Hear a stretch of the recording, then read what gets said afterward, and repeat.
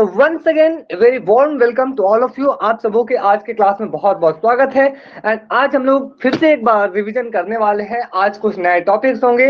आज आपके पास international relations के हम रिवीजन करेंगे और साथ ही में आज हम लोग थोड़े से आई कैन से जितने रीजनल ऑर्गेनाइजेशंस थे उनकी रिवीजन करेंगे और भी कुछ एक्स्ट्रा फैक्ट्स जानेंगे जो आपके एग्जाम्स के लिए बोनस हो सकते हैं। एक चीज मैं शुरू में बता दूं, ठीक है, कि इसमें से कुछ चीजें हो सकती है कि आप लोगों के लिए नहीं दिखे, ठीक है, दैट मे बी वन और some facts are new for you, but आप लोग परेशान मत होइएगा, उसको सिर्फ सुन लीजिएगा। अगर याद हुआ तो ठीक, नहीं याद हुआ तो भी घबराने की कोई जरूरत नहीं है, क्योंकि आपके सिलेबस में वो दिया हुआ नहीं है। बट मुझे लगा कि अगर पूछ लिया तो फिर आप लोग बोलेंगे सर ऐसा तो मैंने सुना ही नहीं था, तो वो मौका ना आने पाए, इसलिए मैंने कुछ एक्स्ट्रा फैक्ट्स आपके लिए डाल दिए हैं।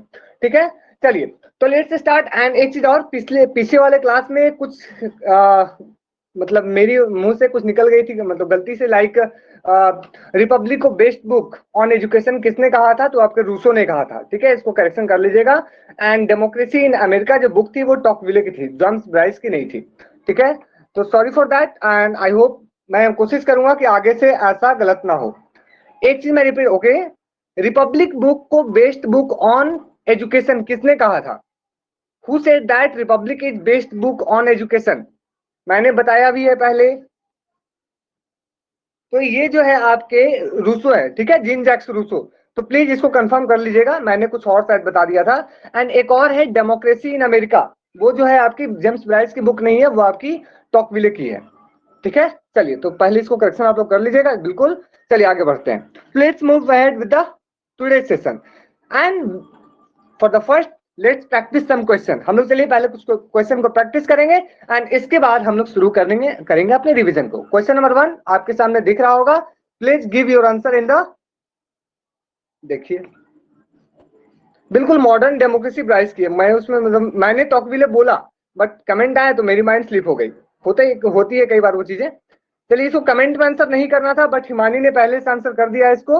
आप लोगों को पोल में आंसर करना था, तो आप लोग जल्दी से इस क्वेश्चन का आंसर आप कमेंट में ही कर दीजिए, इसके बाद से आप लोग पोल में कीजिएगा। चलिए जल्दी से, बिल्कुल डी। ठीक है, इमेनुअल कांट जो है वो आपके एक जर्मन आइडियलिस्ट थिंकर है और इन्होंने परपेचुअल पीस का कॉन्सेप्ट दिया। इमेनुअल कांट के बारे में हमें देखने को मिलता है, ये एक आइडियलिस्ट थिंकर है जिन्होंने रिपब्लिकन गवर्नमेंट के ऊपर बात की। लेकिन इसके पहले हमें देखने को मिलता है थ्यूसिडाइड्स, जिन्होंने फिलोपोनेशियन वॉर, एक फिलोपोनेशियन वॉर किताब लिखी। इन्होंने स्पार्टा एंड एथेंस के बीच में जो चल रही युद्ध थी उसमें उन्होंने रियलिस्टिक अप्रोच अपनाया, यानी कि ये आपके रियलिस्टिक थिंकर है, रियलिस्ट थिंकर है। हॉब्स रियलिस्ट थिंकर है, मैकियावेली रियलिस्ट थिंकर है। इसके साथ साथ आपके मॉर्गेनथाउ, ठीक है, E H Carr, they are some thinkers which are belong to realist school of thought. आगे से आप लोग कमेंट में आंसर मत कीजिएगा, मैं जब बोलूंगा तभी कीजिएगा। क्वेश्चन नंबर 2, चलिए आपको बताना है who gave the idea of complex interdependence. Idealist thinker थे वो। चलिए इसको बता दीजिए आप लोग। मुझे लगता है इसमें 100% रिजल्ट आने चाहिए।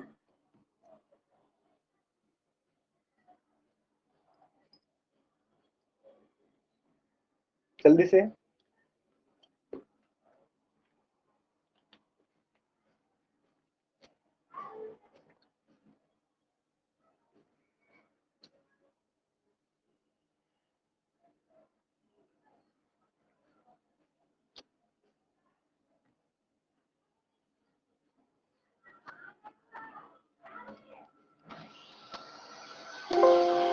Okay let's go.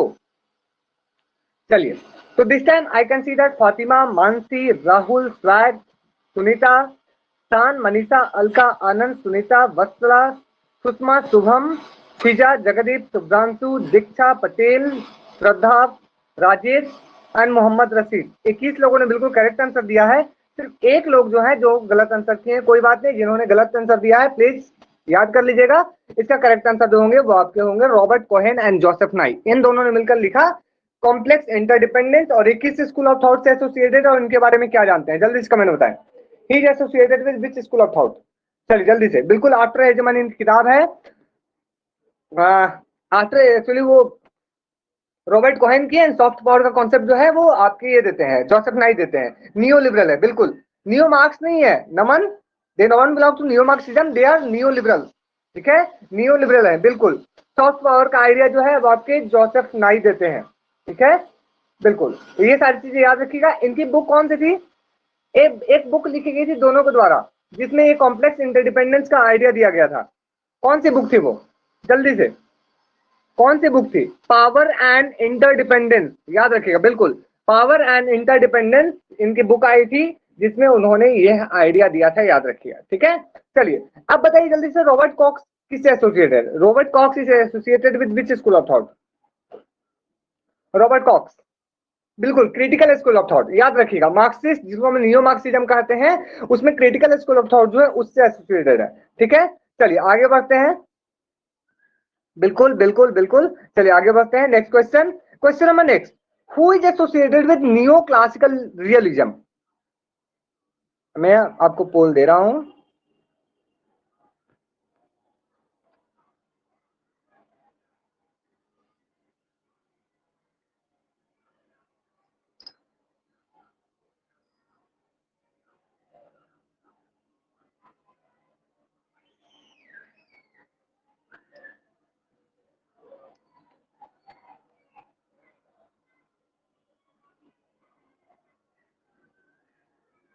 चलिए 19 लोगों ने आंसर कर दिया है, बहुत अच्छा, वेरी गुड।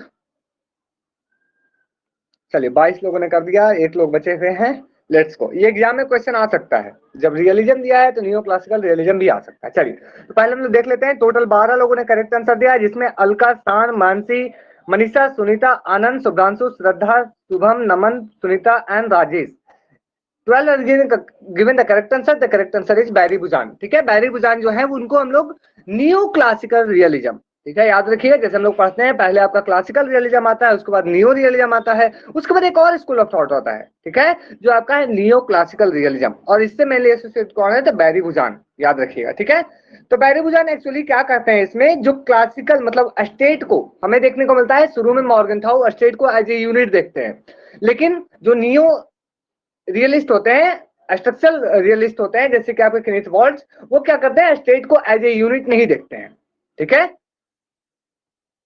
स्टेट को एज ए यूनिट नहीं देखते हैं। लेकिन फिर हमें देखने को मिलता है, हाँ बिल्कुल कॉपी है, okay please wait, please wait, शायद कुछ गलत हुआ है। हाँ sorry sorry sorry sorry sorry sorry, this is actually associated with Copenhagen school, and जो इसका करेक्ट आंसर है वो है आपका ये बिल्कुल Fareed Zakaria, Fareed Zakaria, sorry for that, इसमें मेरे माइंड से निकल गया, पता नहीं कैसे यहाँ पे हुआ। चलिए कोई नहीं, याद रखिएगा। थैंक यू, किसने कहा? Fiza, thank you so much, ठीक है। तो अभी मैं निकल ही जाता बोल के, sorry.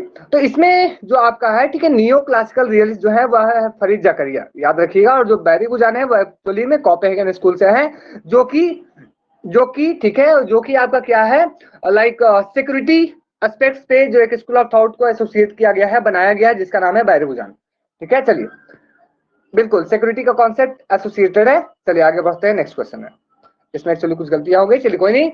Emmanuel Wallerstein is associated with, जो इमैनुअल वॉलस्टीन है वो किस चीज से एसोसिएटेड है? मैं अभी आपको दे रहा हूं पुल,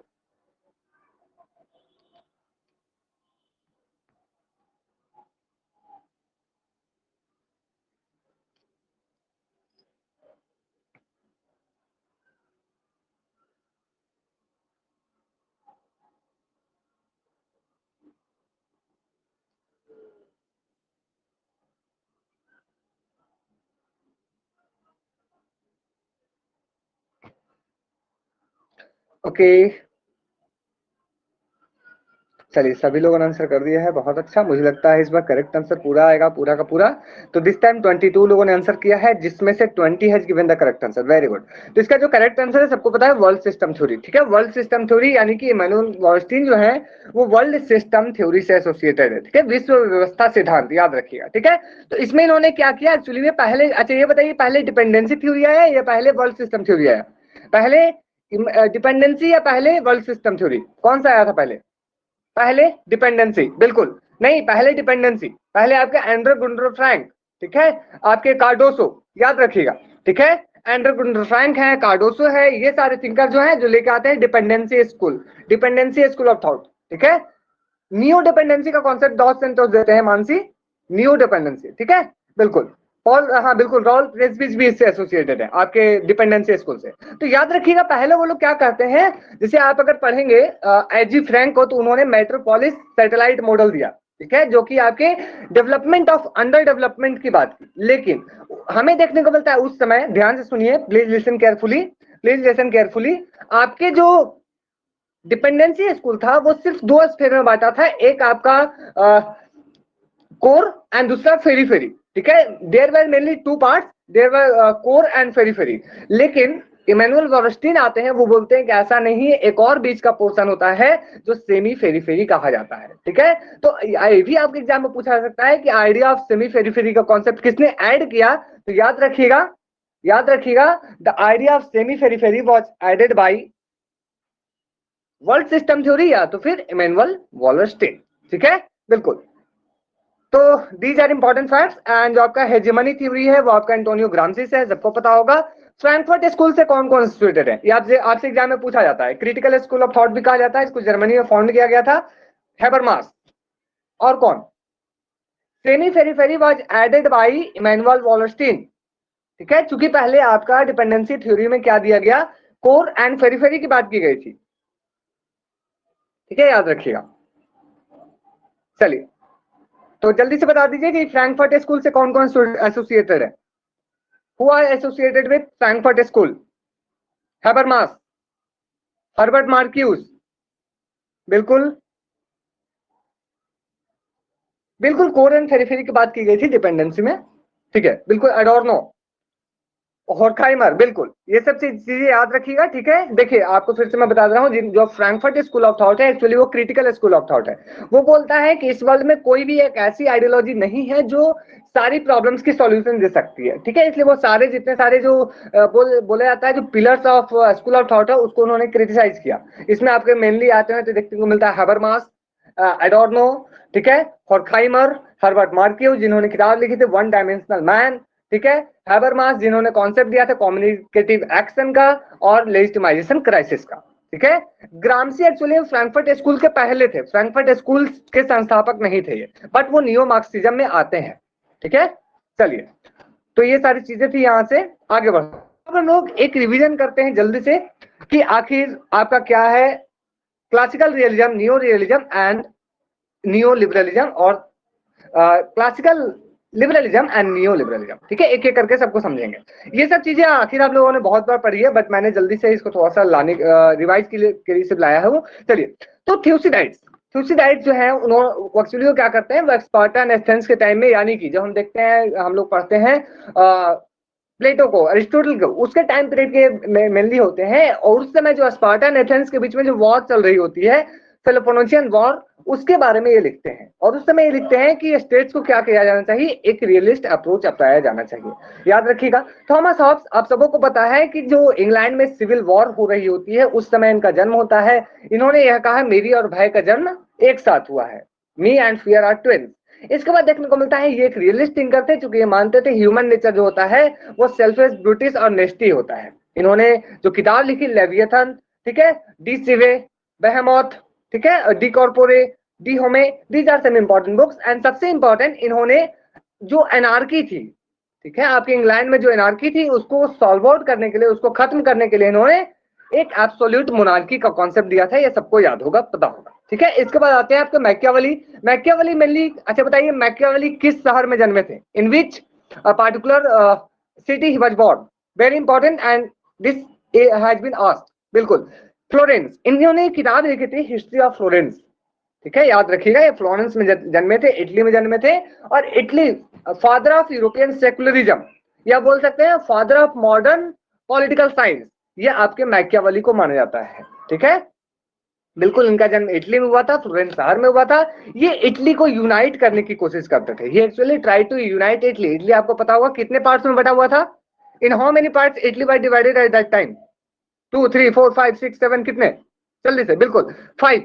mainly Italy was divided into 5 parts, ठीक है। और इन्होंने या किया 5 थे, 5, ठीक है। तो इन्होंने इटली को यूनाइट करने की कोशिश की, जिसकी वजह से इन्होंने क्या किया, एक एब्सोल्यूट किंग को बनाने की कोशिश की, जो जिनका नाम क्या था, प्रिंस। और उस प्रिंस, एक्चुअली इनकी एक किताब भी थी, ठीक है। और ये किताब को इन्होंने किनको सौंपी थी, ये भी एग्जाम में आता है। तो which to whom he actually submitted his book the Prince, तो उनका आंसर होगा लोरेंजो डी मेडिसी, याद रखिएगा। इसके बाद आते हैं आपके, बिल्कुल मेडिसी, इसके बाद आते हैं आपके कौटिल्य। कौटिल्य के बारे में आप लोगों को मैंने पढ़ाया भी है, काफी सारी चीजें, इनकी एक इंपॉर्टेंट किताब है जो है आपकी अर्थशास्त्र, ठीक है। इसके बाद इनकी आइडिया जो है सप्तांगा थ्योरी, मंडला थ्योरी। इसके बाद हमें देखने को मिलता है सिक्स फोल्ड पॉलिसी, ठीक है। इसके बाद हमें देखने को मिलता है साडिकुनी सिद्धांत, जिसको सिक्स फोल्ड पॉलिसी कहा जाता है, और 4 टाइप ऑफ उपायास, ठीक है, साम दाम दंड भेद, ठीक है। ये सारे आपके एग्जाम में आ सकते हैं। चलिए अब मॉर्गनथाउ, मॉर्गनथाउ के बारे में आप लोग क्या क्या जानते हैं, जल्दी से कमेंट बताएं। What do you know about Morgenthau? बिल्कुल, पावर पॉलिटिक्स, ये पावर पॉलिटिक्स की बात करते हैं। नेशनल इंटरेस्ट को सबसे इंपॉर्टेंट मानते हैं। सिक्स प्रिंसिपल्स ऑफ रियलिज्म का कॉन्सेप्ट दिया था। 1948 में इन्होंने अपनी किताब लिखी थी, ठीक है, politics among nations, the struggle for power and peace, याद रखिएगा, the struggle for politics among nations, the struggle for power and peace, ये पूरी बुक की नाम थी। फादर ऑफ रियलिज्म माने जाते हैं। कूटनीति, डिप्लोमेसी के माध्यम से किसी भी डिस्प्यूट को सॉल्व आउट करने की कोशिश करते हैं। पॉलिटिक्स जो है वो मेनली ह्यूमन नेचर में लाई करता है, बिल्कुल। एक यूनिवर्सल, एक इंटरनेशनल मॉरलिटी नाम की कोई चीज नहीं होती। हर कंट्री जो है वो अपने अपने तरीके से ड्राइव होते हैं। हर इंटरनेशनल रिलेशन जो है वो एक ऑटोनोमस ये है, ठीक है, बिल्कुल। One for all and all for one, जो एक कलेक्टिव सिक्योरिटी का जो कॉन्सेप्ट है वो किसने दिया था? तो आपके मॉर्गनथाउ ने दिया था, ठीक है। तो ये सारी कुछ इंपॉर्टेंट चीज है, आप लोग याद रखिएगा। एक्चुअली ये अमेरिका के एक रियलिस्ट थिंकर माने जाते हैं। नेक्स्ट आते हैं आपके E H car. E H car एक रियलिस्ट थिंकर है, इन्होंने किताब लिखी थी, किताब के नाम आपके एग्जाम में आ सकती है। कौन सी किताब थी? 20 ईयर क्राइसिस, फ्रॉम कब से कब तक, कब से कब तक इसमें बात की गई थी? वॉल्ट से, man the state and war जो है वो किनिथ वॉल्ट की किताब है, स्वाइट मॉर्गनथाउ की नहीं है। 19 19 से 1939, वेरी गुड। 1919 से लेकर 1939 के बीच में ये बातें की गई थी, ठीक है। तो आपके रियलिज्म से क्वेश्चन आएंगे तो इतने ही आएंगे, इससे ज्यादा क्वेश्चन आने की उम्मीद नहीं है। लेकिन हाँ, कुछ चीजें हैं, जैसे कि इनके थ्योरीज को पावर मोनिज्म किसने कहा है, आप लोग खुद से बताएं। Who said Morgenthau theory is power monism, यानी शक्ति अद्वैतवाद है, किसने कहा है? ये आ सकता है एग्जाम में। स्टैनले हॉफमैन, बिल्कुल याद रखिएगा। स्टैनले हॉफमैन नाम के एक व्यक्ति ने कहा है कि इनकी जो थ्योरी है वो क्या है, वो लाइक पावर मोनिज्म है, याद रखिएगा। ओके, कौन ये मानते हैं कि मॉर्गनथाउ एक रियलिस्ट थिंकर है ही नहीं, बल्कि उनकी जो प्री एजम्पशन थी, उन्होंने प्री एजम्पशन को थोपने की कोशिश की है? कौन ये मानते हैं? खुद नो, एक्टर नहीं है।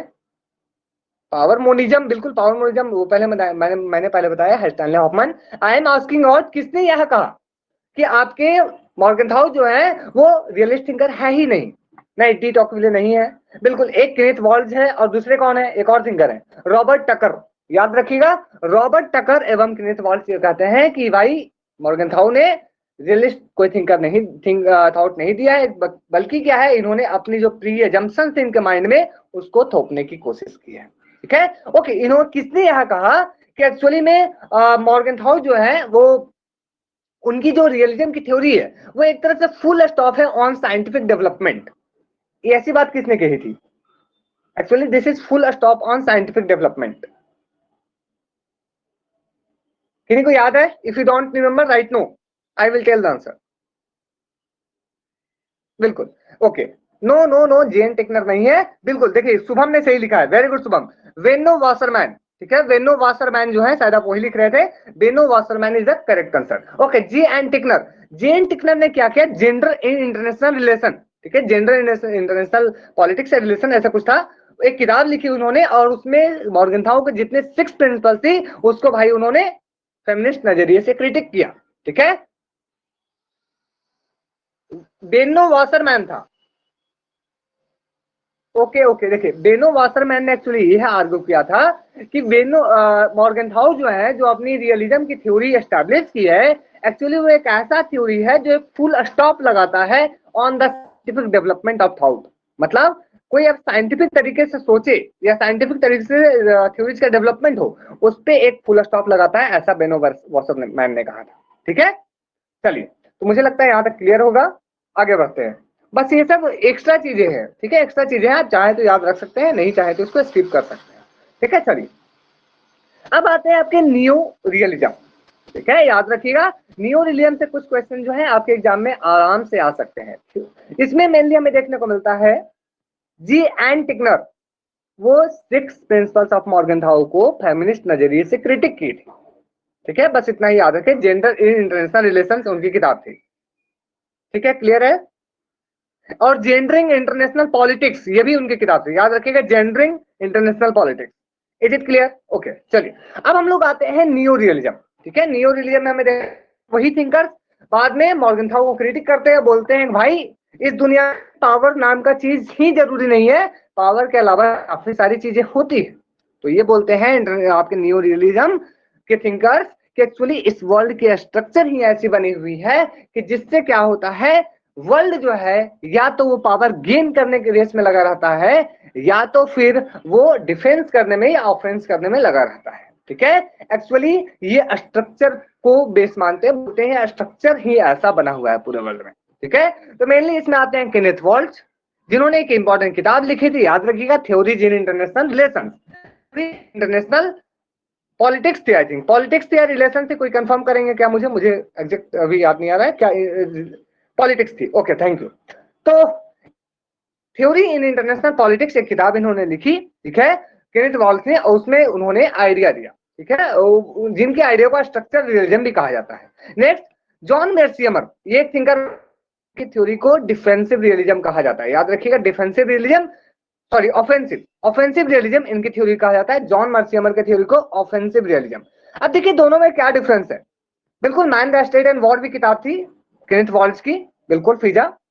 अब देखिए दोनों में थोड़ा सा डिफरेंस मुझे लगता है मैक्सिमम लोगों को पता होगा, बट मैं फिर से एक बार कंफर्म करता हूं। डिफेंसिव रिलीजन में मेनली केनेथ वॉल्ट ये कहते हैं कि वर्ल्ड जो है वो डरा हुआ रहता है, ठीक है, आप सभी डरे हुए हैं कि भाई बाहर वाला अटैक हमारे ऊपर कर देगा, इसलिए आप क्या करते हो, अपने आप को डिफेंस करने के लिए, बाहरी दुनिया से खुद को डिफेंस करने के लिए आप तैयार होते हो, डिफेंसिव रियलिज्म। इसलिए पूरा वर्ल्ड जो है वो एक अनार्की में एग्जिस्ट करता है, और इस तरह से क्या है, सारे जो स्फीयर है वो अपने आप को डिफेंस करने में लगे हैं। वहीं आपके जॉन मर्सियमर क्या कहते हैं, ऐसा नहीं है, सारे कंट्री जो है एक दूसरे के ऊपर हावी होने की कोशिश कर रहे हैं, मतलब आप ऑफेंस करने की कोशिश कर रहे हो। जैसे कि हर कंट्री मानो न्यूक्लियर पावरफुल नेशन बनना चाहता है और अमेरिका के ऊपर डोमिनेंस बनाना चाहता है, चाइना के ऊपर डोमिनेंस बनाना चाहता है, ठीक है। तो ये कॉन्सेप्ट आपका फेमस है, जो डिफेंसिव एंड ऑफेंसिव के बीच में डिफरेंस है। ओके, जॉन मर्सियमर की एक इंपॉर्टेंट बुक थी, याद रखिएगा, क्या था बुक का नाम, tragedy in great power politics,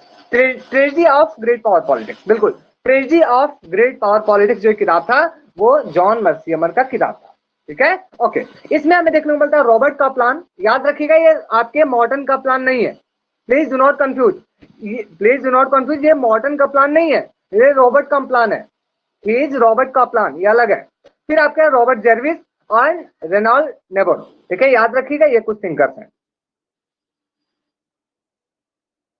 ठीक है। चलिए अब नेक्स्ट आते हैं आपके क्लासिकल रियलिज्म, वो अलग है स्वाग। एक्चुअली मॉडर्न का प्लान जो है उन्होंने इंटरनेशनल रिलेशन में सबसे पहले सिस्टम अप्रोच को यूज किया था, बिल्कुल 6 मॉडल ऑफ इंटरनेशनल सिस्टम उन्होंने दिया है।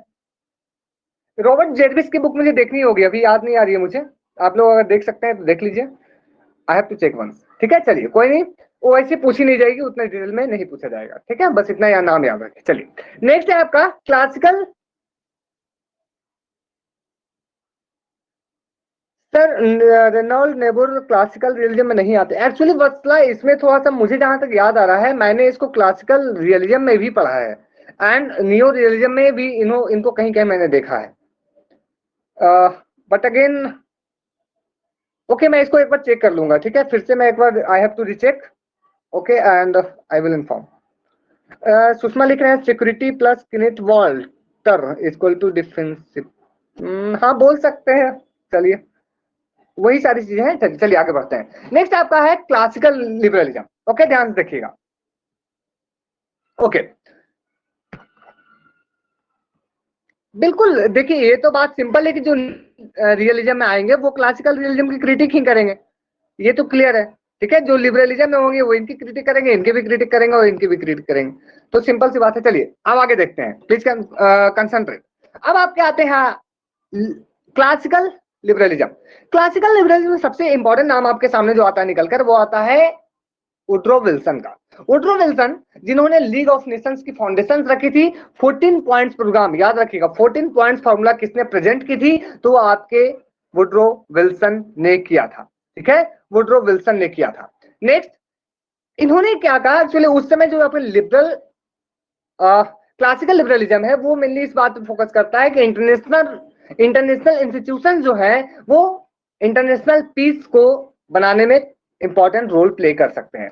एक बात और ध्यान रखिएगा यहाँ पे, ठीक है, प्लीज रिमेंबर, यहाँ पे एक चीज और ध्यान रखिएगा कि जो आपके क्लासिकल लिबरलिज्म जो है वो ये मानकर चलते हैं कि ह्यूमन बीइंग्स जो है वो कोऑपरेटिव हैं, इनकी नेचर जो होती है वो अच्छी होती है, इनकी नेचर सेल्फ इंटरेस्ट की नहीं होती है बल्कि कोऑपरेटिव होती है। जबकि आपके classical realism and new realism जो है ये दोनों ये मानकर चलते हैं कि ह्यूमन नेचर जो है वो सेल्फ इंटरेस्ट है एंड पावर गेन करने की कोशिश करता है। ठीक है, लेकिन जो आपके क्लासिकल लिबरलिज्म के जो थिंकर है जैसे कि Immanuel Kant, Thomas pen, Jeremy Bentham, Woodrow Wilson, ये ऐसे थिंकर्स है जो ये मानकर चलते हैं कि आपके जो इंटरनेशनल रिलेशन में जितने सारे लोग हैं या वर्ल्ड पे जितने सारे लोग हैं वो कोऑपरेटिव नेचर के हैं, उनकी नेचर अच्छी होती है। ठीक है, वो अच्छे नेचर के हैं। ओके, अब इसमें हमें देखने को मिलता है ये इंटरनेशनल ऑर्गेनाइजेशन के थ्रू इंटरनेशनल पीस एस्टेब्लिश करने की कोशिश करते हैं। ये बोलते हैं कि यूएनओ, जैसे आज अगर बोला जाए कि यूएनओ जो है, वर्ल्ड बैंक है, आईएमएफ है, ये सारी कौन सी फिलॉसफी की देन है, तो this is actually an outcome of classical liberalism. ये जो क्लासिकल लिबरलिज्म थी उसी की एक आउटकम है। ओके, नेक्स्ट आपके आते हैं नियो लिबरलिज्म। याद रखिएगा नियो लिबरलिज्म। नियो लिबरलिज्म वैसे थिंकर जो ये मानते हैं कि सिर्फ आपके इंटरनेशनल बॉडी जो है वो प्रॉब्लम को सॉल्व करने में मदद नहीं कर सकते हैं, इसके साथ साथ कुछ और इंपॉर्टेंट चीजें हैं। जैसे कि आज हमें देखने को मिलता है कि दो इंपॉर्टेंट मॉडल है, एक बिलियार्ड बॉल मॉडल एंड दूसरा आता है कॉबवेव मॉडल। मुझे लगता है इस मॉडल के बारे में सब लोगों ने सुना होगा, billiard ball model and cobweb model. क्या सभी लोगों ने सुना है? Have you listened first time, first one? Okay okay, चलिए, तो मैक्सिमम लोगों ने सुना है। प्लीज देखिए, बिलियर्ड बॉल मॉडल में ये कहा जाता है कि पहले के जो लोग थे, ठीक है, पहले के जो आपके स्टेट्स थे वो बहुत अपने आप में रिजिड होते थे। ठीक है, जैसे आपने बिलियर्ड को देखा होगा, बिलियर्ड गेम्स मुझे पता है जो लोग लंबे से डंडे से खेलते हैं, उसमें क्या होता है, जेम्स रॉजनो थे, जेम्स रॉजनो, जो जॉन बटन नहीं थे। जॉन बटन ने तो वर्ल्ड सोसाइटी का कॉन्सेप्ट दिया था। राहुल प्लीज चेक कर लीजिएगा। ओके ओके, ध्यान दीजिए। ठीक है, देखिए यहाँ पे तो ये लोग जो है वो यही बात करते हैं कि पहले जो स्टेट्स होते थे वो एक दूसरे से टकराते रहते थे और उनके अंदर हार्डनेस होती थी, मतलब वो सारे जो स्टेट्स हैं वो अपने आप में यूनिट बॉडी होते थे। लेकिन जो कॉबवेव मॉडल है वो ये बोलता है कि सारे जो एक मकड़ी का जो जाल होता है वो अपने आसपास के सारे जोन से वो एक दूसरे से कनेक्टेड होता था। ठीक है, जो अगर आप देखेंगे मकड़ी का जाल जो होता है वो एक दूसरे से कॉम्प्लेक्स रूप से बंधा होता है। तो इसी को बात करते हुए देखने को मिलता है जो नियो लिबरलिज्म में बाद में आपके रॉबर्ट कोहेन एंड जोसेफ नाई कॉम्प्लेक्स इंटरडिपेंडेंस का आइडिया देते हैं। याद रखिएगा, कॉम्प्लेक्स इंटरडिपेंडेंस का आइडिया बाद में रॉबर्ट कोहेन एंड जोसेफ नाई देते हैं। अब यहीं पे हमें ये देखने को मिलता है कौन high politics and low politics की बात करते हैं। तो ये दोनों जो थिंकर्स हैं इन्हीं दोनों ने high politics and low politics की भी बात की है। ठीक है, हाई पॉलिटिक्स मतलब military weapon and low politics यानी कि आपके डिप्लोमेसी, इकोनॉमिक इंटरडिपेंडेंस, आपकी कल्चरल कॉपरेशन, ये चीजें आती है। नेक्स्ट आता है इसी में आपका डेमोक्रेटिक पीस थ्योरी। ठीक है, बिल्कुल, नेक्स्ट आता है आपका democratic peace theory. Democratic peace theory में हमें देखने को मिलता है कि माइकल डॉयल नाम के एक थिंकर है जो इमैनुअल कांट के आइडिया को रिन्यू करते हैं एंड वापस से एक नया आइडिया, मतलब फिर से उसको अच्छे से सिस्टमैटिक रूप से देते हैं। माइकल डॉयल ये एनालाइज करते हैं कि विश्व में मैक्सिमम जितने सारे कंट्रीज होते हैं एक्चुअली में जो डेमोक्रेटिक कंट्री है, जो लोकतांत्रिक देश है, वो जल्दी युद्ध में नहीं जाते हैं, बल्कि जो नॉन डेमोक्रेटिक स्टेट है वो युद्ध में जल्दी जाते हैं in comparison to democratic state. Because जो डेमोक्रेटिक स्टेट होते हैं वो अपने सारे लोगों के प्रति जवाबदेह होते हैं, वो रिस्पॉन्सिबल होते हैं, लेकिन जो नॉन डेमोक्रेटिक स्टेट होते हैं उनकी कोई रिस्पॉन्सिबिलिटी नहीं होती है। तो इसलिए इन्होंने यह कहा कि विश्व में सारे कंट्रीज को डेमोक्रेसी अडॉप्ट कर लेना चाहिए, और जब विश्व में सारे कंट्री डेमोक्रेसी अडॉप्ट करेंगे तब रसिया यूक्रेन के जैसा युद्ध नहीं होगा। और दूसरी बात, आपका चाइना एंड किसके बीच में अभी युद्ध चल रहा है? इसमें कौन सा एक छोटा सा आइलैंड है, मैं नाम याद नहीं आ पा रहा है मुझे राइट नाउ, बिल्कुल ताइवान, ठीक है। ये ऐसे युद्ध नहीं होंगे, ठीक है, एक्चुअली यही कहते हैं, बिल्कुल। तो ये सारी चीजें आप कॉम्प्लेक्स अभी भी टाइम में इसको देख सकते हैं। नेक्स्ट आते हैं आपके डेविड मिटार्नी, जो आपके फंक्शनल थ्योरी इन इंटरनेशनल रिलेशन से एसोसिएटेड है। इनको फादर ऑफ फंक्शनलिज्म भी कहा जाता है, यानी कि इंटरनेशनल रिलेशन में, याद रखिए। तो कितनों को पता है फंक्शनलिज्म का थ्योरी क्या है, यानी कि परिकार्यवाद की पॉलिसी क्या है, थ्योरी सिद्धांत क्या है, कितनों को पता है? मुझे लगता है कुछ लोगों को पता नहीं होगा। यस और नो, जल्दी से, कोई बात नहीं, नहीं पता है नो डाउट, मैं थोड़ा सा एक्सप्लेन कर दूंगा, हालांकि वो बहुत ज्यादा एग्जाम में पूछा नहीं जाएगा, बट यस, ओके, राहुल को मालूम है, चलिए बहुत अच्छा। ओके, देखिए एक्चुअली क्या है, दो चीजें हो सकती है, आप लोग खुद अपने माइंड में इसको एनालाइज करने की कोशिश कीजिए।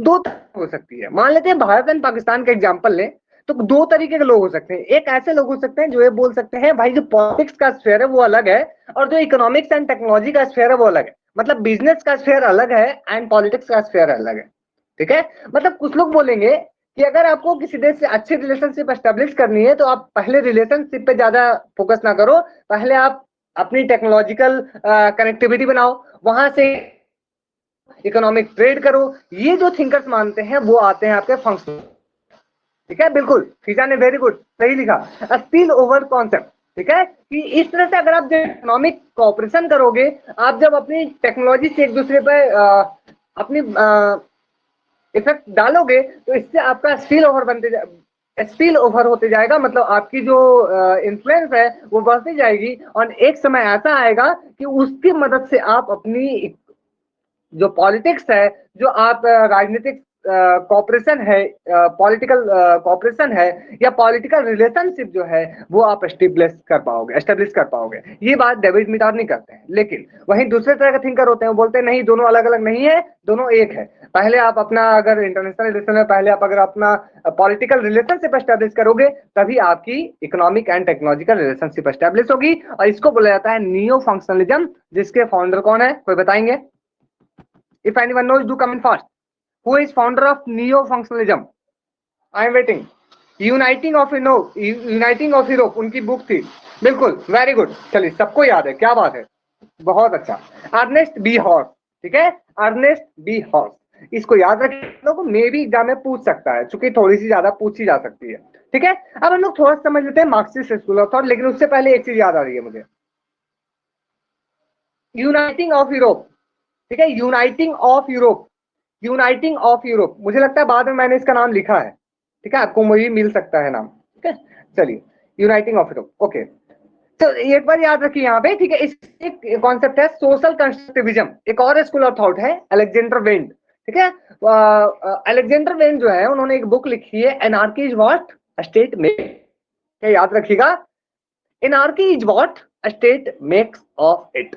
ये जो बुक है वो आपके कौन लिखते हैं, तो आपके अलेक्जेंडर वेंड लिखते हैं, WENDT, अलेक्जेंडर वेंड। उन्होंने यह कहा एक्चुअली पूरा जो वर्ल्ड है वो एक सोशल कंस्ट्रक्ट है, हम लोग अपने भगवान कुछ नहीं बनाए हैं, यहाँ पे पावर जैसी कोई चीज नहीं होती, एक्चुअली में जो भी चीजें हो रही है वो ह्यूमन बींग्स अपने खुद से बनाया हुआ एक सोसाइटी है, ठीक है। तो ये आपके कौन है, तो नियो फंक्शन सॉरी जो आपके सोशल कंस्ट्रक्टिविज्म के अंदर में आते हैं। ओके, निकोलस ओनफ कैसे हैं? निकोलस ओनफ जो है एक्चुअली उन्होंने सबसे पहले इसका आइडिया दिया था, ठीक है, सोशल कंस्ट्रक्टिविज्म का सबसे पहले जो आइडिया दिया था वो निकोलस ओनफ ने दिया था, ठीक है, इसको याद रखिएगा। चलिए, तो ये सारी कुछ चीजें थी। आते हैं मार्क्सिस्ट थ्योरी इन और नियो मार्क्सिस्ट जिसको हम कहते हैं। तो हमें देखने को मिलता है क्या कार्ल मार्क्स ने इंटरनेशनल रिलेशन में कोई आइडिया दिया था? Karl Marx, either Karl Marx has given the any of the idea, yes or no, do comment fast जल्दी से, बिल्कुल बिल्कुल, उन्होंने कोई भी ऐसी आइडिया नहीं दिया था, ठीक है, कार्ल मार्क्स ने कोई, लेकिन ऐसा नहीं है कार्ल मार्क्स ने जो कहा उसका बाद में इम्पैक्ट नहीं पड़ेगा। कार्ल मार्क्स ने जो कहा लोगों ने बाद में उसको अलग अलग तरीके से इंटरप्रेट करने की कोशिश की। जैसे कार्ल मार्क्स ने क्या कहा, भाई जो गरीब लोग होते हैं, जो अमीर लोग होते हैं, उनके बीच में डिस्प्यूट चलते रहती है, किस लिए, तो अपनी इंटरेस्ट के लिए। जैसे कि जो कैपिटलिस्ट क्लास है, जो बॉर्जियस क्लास है, वो अपने आप में क्या करता है, मतलब जो वर्किंग क्लास है और जो बॉर्जियस क्लास है आपस में लड़ते रहता है, मतलब आपस में दोनों की डिस्प्यूट होते रहती है, और जो वर्किंग क्लास है वो हमेशा ये कोशिश करता है कि हम इन जंजीरों से आजाद हो जाएं।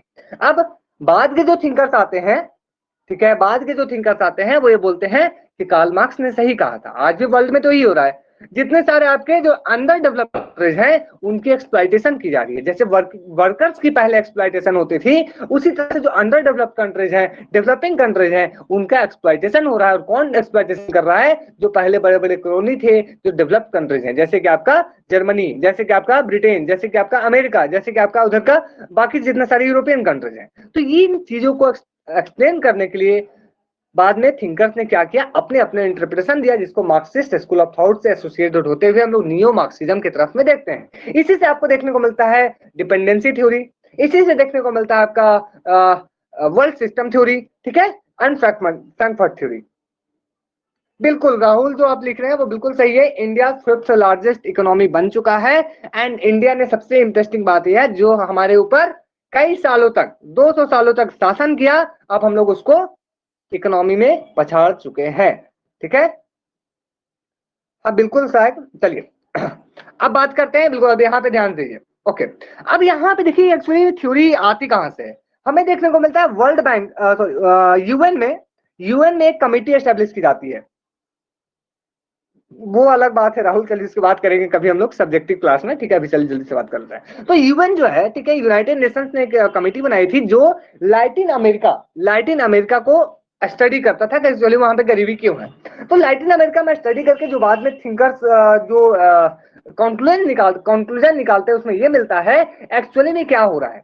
जो अमीर देश है वो गरीब देशों को और गरीब करते जा रहे हैं। ध्यान से सुनिएगा, मैं जो कह रहा हूं प्लीज लिसन केयरफुली, एंड अभी टाइप मत कीजिए, वो ज्यादा बेटर होगा। ठीक है, सुनिएगा, समझिएगा, ज्यादा अच्छे समझ में आएगा। मुझे पता है कुछ लोगों को पहले से पता होगा। एजी फ्रैंक ने यह कहा एक्चुअली में जो पहले से देश गरीब था उसको और गरीब किया जा रहा है। मतलब डेवलपमेंट ऑफ अंडर डेवलपमेंट, जो पहले से अंडर डेवलप थे उनको और उसमें डेवलप किया जा रहा है। ठीक है, ये बात आपके एजी फ्रैंक ने कहा, एंड्रे गुंडर फ्रैंक। ठीक है, और इन्होंने एक्चुअली में देखा जाए तो इसमें और कुछ थिंकर्स थे आपके, कार्डोसो, रॉल्फ ब्रेसबिच एंड इन्होंने एक्चुअली में कोर एंड सेमी फेरी का कॉन्सेप्ट दिया। यानी कि जो कोर कंट्रीज हैं, कोर में कौन कंट्रीज आते हैं, डेवलप्ड या अंडर डेवलप्ड या डेवलपिंग, कौन कंट्रीज आते हैं, जल्दी से कमेंट बताएं। Core consist of which type of countries? Core countries, बिल्कुल एडवांस्ड या डेवलप्ड कंट्रीज। वेरी गुड, याद रखिएगा इसको। जो एडवांस्ड कंट्रीज होते हैं, जो डेवलप्ड कंट्रीज होते हैं, वो आपके आते हैं कहां पे? वो आपके आते हैं कोर में। लेकिन जो आपके लाइक फेरी फेरी सेमी फेरी फेरी में आते हैं, वो आपके आते हैं डेवलपिंग, और जो फेरी फेरी में आते हैं वो आते हैं आपके अंडर डेवलप्ड। तो एक्चुअली एजी फ्रैंक के अनुसार जो लैटिन अमेरिकन कंट्रीज थे वो आपके फेरी फेरी कंट्रीज थे। याद रखिएगा। अब इसी बात को इमैनुअल ऑस्टिन ने वर्ल्ड सिस्टम थ्योरी एक बुक लिखी, द मॉडर्न वर्ल्ड सिस्टम, 1974 में ये बुक आई थी, और इसमें उन्होंने ये आइडिया दिया था। एग्जाम में पूछा जा सकता है। नेक्स्ट आता है आपका हेजेमनी थ्योरी। इसमें आपके एंटोनियो ग्राम्सी आते हैं, एंड रॉबर्ट कॉक्स भी इससे ताल्लुकात रखते हैं, और एक क्रिटिकल स्कूल ऑफ थॉट से भी रखते हैं। ठीक है, फ्रैंकफर्ट स्कूल की बातें हमने कर ली है। एंड क्लासिकल थिंकर्स अगर बात करें तो लेनिन, स्टालिन, माओ जेडोंग, ये कुछ हैं ऐसे जो आपके इंटरनेशनल स्फेयर में मेनली इसकी बात करते हैं। जैसे हम लोग बात करें कॉमन सी बात, तो लेनिन ने किताब लिखी थी imperialism, the highest stage of capitalism. यानी कि जो साम्राज्यवाद है वो पूंजीवाद का चरम सीमा है। ठीक है, इसलिए हमें साम्राज्यवाद को खत्म करना होगा। इसलिए इसी टॉपिक पे क्या हुआ था, एम रॉय से उनका डिबेट भी हुआ था। स्टालिन एंड माओ जेडोंग भी एसोसिएटेड है। तो क्या यहां तक सब कुछ क्लियर है? Is it clear guys? Is it clear? चलिए, तो मैं कुछ इंपॉर्टेंट किताब बता देता हूं। आई am telling important book of your AG Frank, जो इंपॉर्टेंट है। याद रखिएगा, एजी फ्रैंक ने मेट्रोपोलिस सैटेलाइट मॉडल दिया था। आपके एग्जाम में डायरेक्टली आएगा, ज्यादा कुछ नहीं पूछेंगे। वो लोग पूछेंगे who gave the model of metropolis satellite model, बस इतना पूछा जाएगा। तो याद रखिएगा एजी फ्रैंक। कोर, फेरीफेरी और फेरी फेरी सेमी फेरी फेरी का शोषण करते हैं। कोर फेरीफेरी को क्या लिख रहे हैं सुषमा? कोर फेरीफेरी को और फेरी, ओके, मैं इसको एक्सप्लेन कर देता हूं। चलिए, देखिए एक्चुअली में थिंकर्स ने यह कहा कि जो कोर कंट्रीज हैं वो दोनों का एक्सप्लॉइटेशन करते हैं, ठीक है। जो कोर कंट्रीज जैसे अमेरिका है, आपका ब्रिटेन है, वो इंडिया को भी शोषित करता है, और जो और गरीब कंट्रीज हैं जैसे अब अफ्रीकन कंट्री है, लैटिन अमेरिकन कंट्री, उनकी भी वो शोषण करते हैं। अब जो सेमी पेरिफेरी में आती है उसमें आपकी डेवलपिंग कंट्रीज आती है, जैसे कि इंडिया। इंडिया जो है वो खुद शोषित हो रहा भी होता है एंड वो दूसरे के कंट्रीज में शोषण करता भी है, यानी कि कुछ ऐसे गरीब कंट्रीज है जहां पे वो अपना इन्वेस्टमेंट करता है, वहां से रॉ मटेरियल्स को मंगवाता है, ठीक है। और जो सबसे ज्यादा, बिल्कुल मैं एक्सप्लेन कर देता हूं, वही चीजें मैं बता रहा हूं एक्चुअली में। ओके, जो आपके लाइक फेरीफेरी कंट्री सेमी, बिल्कुल ओके सॉरी, जो आपके फेरीफेरी कंट्रीज है, मतलब जो अंडर डेवलप्ड कंट्रीज है, जो सबसे ज्यादा गरीब है, उनको उन्होंने फेरीफेरी में रखा। जो थोड़ा सा गरीब है, मतलब जो डेवलपिंग कंट्रीज है, वो सेमी फेरीफेरी में है, और जो अमीर कंट्रीज है वो आपके डेवलप्ड कंट्रीज में है। ओके, वक्ता पूछ रहे हैं सर मेट्रोपोलिस सैटेलाइट मॉडल। देखिए मेट्रोपोलिस सैटेलाइट मॉडल में एक्चुअली वो उन्होंने सेम बातें को एक्सप्लेन करने की कोशिश की जो मैंने अभी एक्सप्लेन किया ना, मतलब कोर एंड फेरीफेरी, वही बातें उन्होंने एक्सप्लेन की है, ठीक है। चलिए, डेवलपमेंट एक्युमुलेशन एंड ओके, आपने बुक लिख रहे हैं जगदीप, मैं भी बुक बता देता हूं, ठीक है, याद रखिए। तो I am telling please wrote right down in your copy, आप कॉपी में अपना लिख लीजिए। जैसा कि सबसे पहले चलिए, जगदीप ने लिखा है development accumulation and under development, ठीक है। डेवलपमेंट एक्युमुलेशन एंड डिपेंडेंट नहीं था Jagdeep, development and accumulation and under development जो बुक है वो आपका 1978 है। एक चीज मैं आपको बता देता हूं, जहां पे भी टर्म दिखे अंडर डेवलपमेंट तो याद रखिए वहां पे आपका पॉसिबल ज्यादा पॉसिबिलिटी है कि एजी फ्रैंक आंसर होंगे। इसके बाद है आपका capitalism and under development in Latin America, capitalism and under development Latin America, ये किताब आई थी 1967 में, याद रखिएगा 1967 में। एक और इंपॉर्टेंट बुक है, शायद आप लोग इसमें कंफ्यूज हो सकते हो, द वर्ल्ड सिस्टम 500 ईयर और 5000, याद रखिएगा, इसमें आप लोग कंफ्यूज हो जाओगे, बोलेगा सर ये जो वर्ल्ड सिस्टम है ये तो बुक है किनकी, लाइक इमैनुअल वॉलस्टेन की है, but the world system 500 year और 5000 जो है वो आपका किसका है, याद रखिएगा एजी फ्रैंक का है, ठीक है। चलिए, तो याद रखिएगा इतना, आगे बढ़ते हैं। ओके, नेक्स्ट एक क्वेश्चन कर लेते हैं, इसके बाद आगे बढ़ेंगे।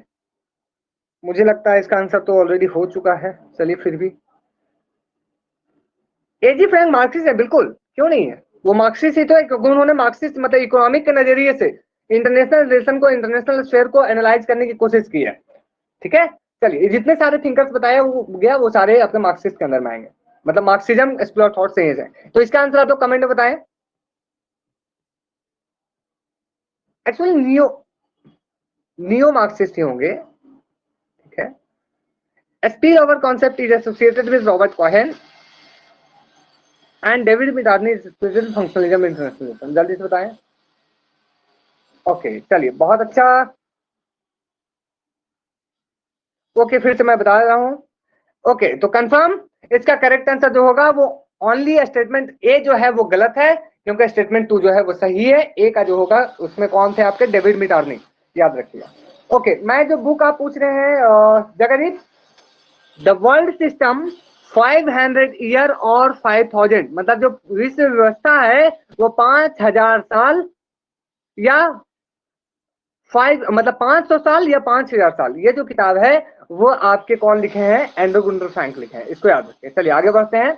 ओके, तो यही सारी चीजें मैंने यहाँ पे लिख दी है, आप लोग याद रखिएगा, मुझे लगता है फिर से एक्सप्लेन करने की जरूरत नहीं है, मैं बोल रहा था आगे में लिखी हुई है। नियो फंक्शनलिज्म कॉन्सेप्ट जो है Ernest Haas, the uniting of Europe, इनकी बुक है।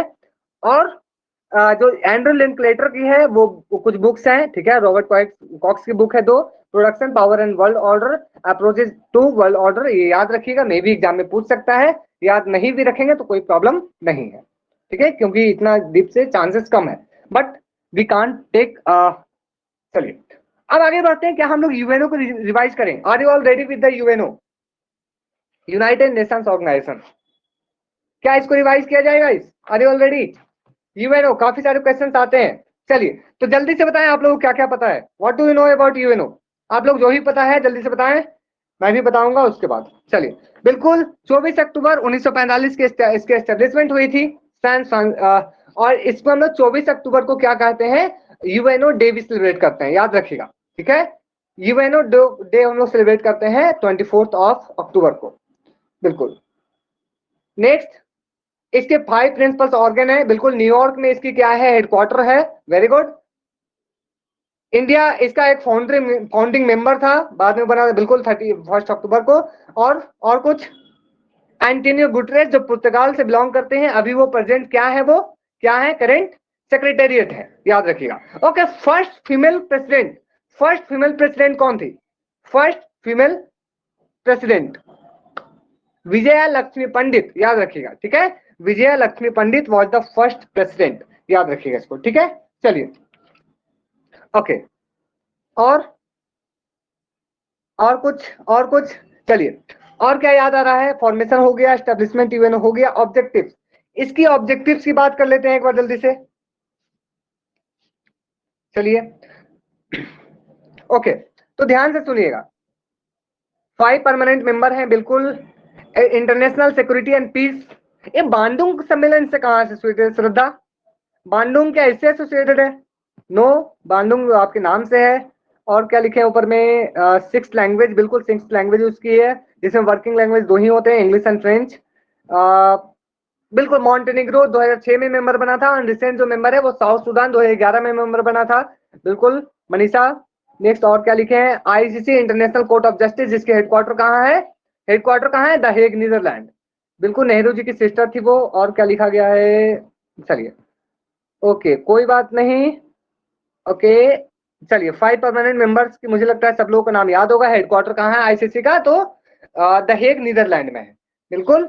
आपके 5 परमानेंट मेंबर, बिल्कुल। 111 आर्टिकल है, यूएन का जो चार्टर है उसमें टोटल 111 आर्टिकल है और 19 चैप्टर हैं, इसको याद रखिएगा। इसमें शुरू में आपके 5 परमानेंट मेंबर्स होते थे, एंड कितने नॉन परमानेंट मेंबर्स होते हैं, क्या कोई बताएंगे, शुरुआत में, in the beginning there were how many non permanent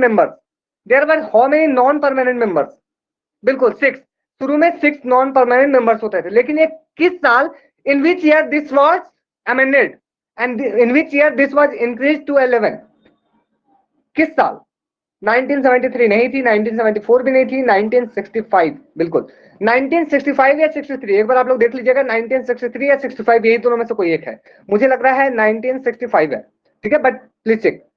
okay, बिल्कुल 5 अभी इसके परमानेंट मेंबर्स हैं, एंड 10 नॉन परमानेंट मेंबर्स हैं, जिसमें अभी एक इंडिया भी है। नहीं, 64 नहीं है राहुल, मैं कंफर्म हूँ, 63 या 65, एक बार देख लीजिएगा आप लोग, ठीक है, मुझे लग रहा है 65 ही है। ओके, बिल्कुल, जो आपके तिगबेली थे वो फर्स्ट क्या थे, वो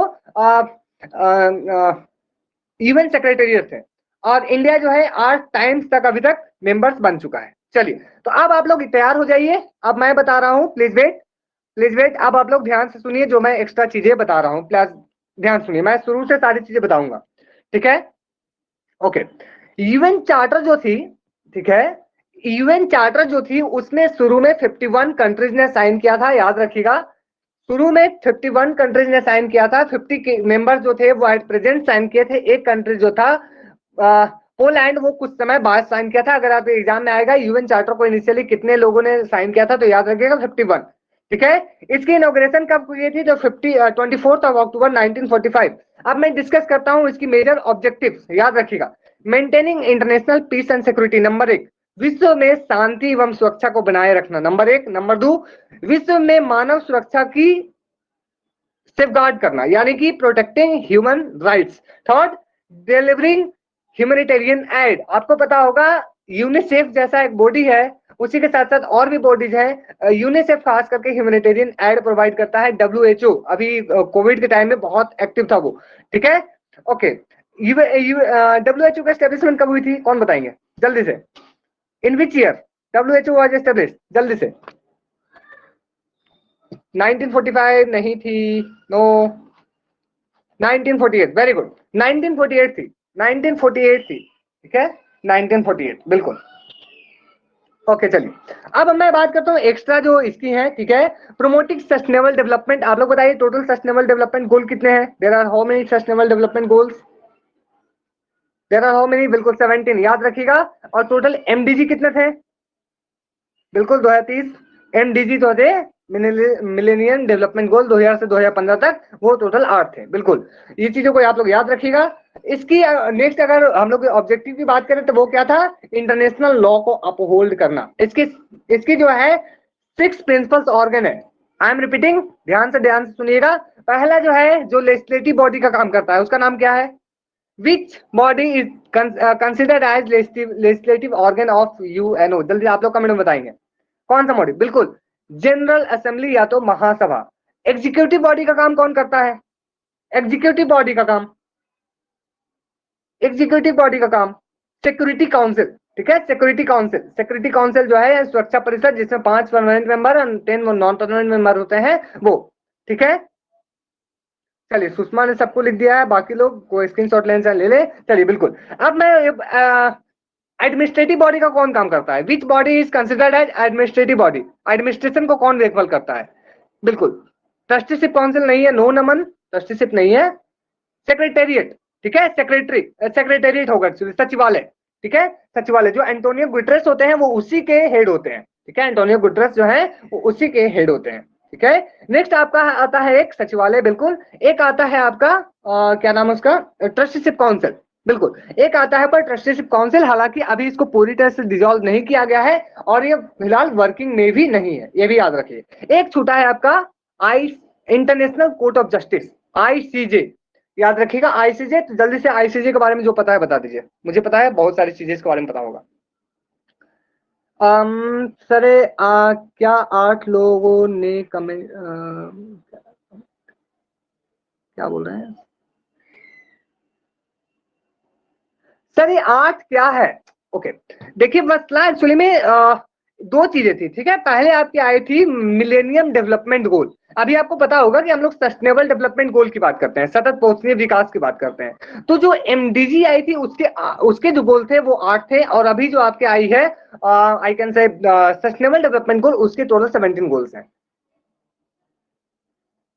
ठीक है, ओके, चलिए। तो आप लोग बोल रहे हैं सर उसकी हेडक्वार्टर कहाँ है? तो दहेग नीदरलैंड में है। उसमें टोटल 9 जज होते हैं। उसमें टोटल 9 साल के लिए वो चुने जाते हैं। टोटल 15 जज होते हैं। भारत से कौन जज है? दलवीर सिंह भंडारी। ठीक है, दलवीर सिंह भंडारी भारत से जज है, वो फिर से अगेन चुने गए हैं। ठीक है, 9 ईयर्स के लिए वो चुने जाते हैं, बिल्कुल। और टोटल जो है आपके दलवीर सिंह भंडारी जो है वो सेकेंड टाइम के लिए चुने गए हैं। ठीक है, ओके, बिल्कुल। इंटरनेशनल कोर्ट ऑफ जस्टिस जो है वो इंपॉर्टेंट है। नहीं, नो नो नो, अलका बोल रहे हैं establish by league of Nations. मैं उसके डिस्कस करूंगा। प्लीज प्लीज मजाक मत करें क्लास में, ध्यान से पढ़ रहे हैं, कंसंट्रेट, ध्यान को ना भटकाएं प्लीज, आई एम रिक्वेस्टिंग। चलिए, तो अब हम लोग बात कर लेते हैं कुछ इंपॉर्टेंट फैक्ट्स। चलिए, ध्यान से सुनिएगा। First Asian to became secretary general, exam में पूछ सकता है कि कौन पहले एशियन थे एशिया से जो सेक्रेटरी जनरल बने थे। ठीक है, Ban Ki Moon, no no no no, U Thant, याद रखिएगा, UTHANT, यू थांट। ठीक है, ये म्यांमार से थे, याद रखिएगा, ही बिलोंग्स टू म्यांमार। ठीक है, और याद रखिएगा यू थांट जो है वो लॉन्गेस्ट सर्वाइविंग सेक्रेटरी जनरल भी है। Next, okay, first South Asian to be elected as president of general assembly, पहली साउथ एशियन से चुने जाने वाली प्रेसिडेंट ऑफ यूएन कौन थी? शशि, हुई शशि? नो नो, जल्दी से दिमाग लगाइए, आप लोगों को पता है आंसर। आई थिंक सब लोगों को पता है आंसर इसका, सभी लोगों को पता है। यस, बिल्कुल, पंडित विजय लक्ष्मी पंडित, जवाहरलाल नेहरू को उनकी बहन, सिस्टर। ठीक है, इसको आप लोग याद रखिएगा, बिल्कुल। देखिए उसका करेक्ट है। देखिए जो कंफ्यूजन जो हो रहा था 1963 या 1965, उसको याद रखिए। 1965 में सिक्योरिटी काउंसिल की मेंबरशिप है वो बढ़ाकर 11 से 15 की गई थी, याद रखिएगा उसे। ठीक है, चलिए, तो ये सारी कुछ चीजें थी। ठीक है, और ये सारी चीजें आपके एग्जाम में पूछी जा सकती है। चलिए, तो क्या आगे बढ़ा जाए? Can we move forward? चीजें यहां तक क्लियर है? यूएनओ का रिवीजन हो गया? मुझे पता है यूएनओ का इतना जल्दी में नहीं होगा। First South African, no, first South Asian, I am talking about first South Asian. ठीक ठीक है। साउथ एशियन जो थे वो थे आपके विजय लक्ष्मी पंडित। साउथ अफ्रीकन कौन थे वो एक बार देखना पड़ेगा, I have to check one. ठीक है, चलिए तो आगे बढ़ते हैं। देखिए लीग ऑफ नेशन 1919 में तो एस्टेब्लिश हुई थी, बिल्कुल।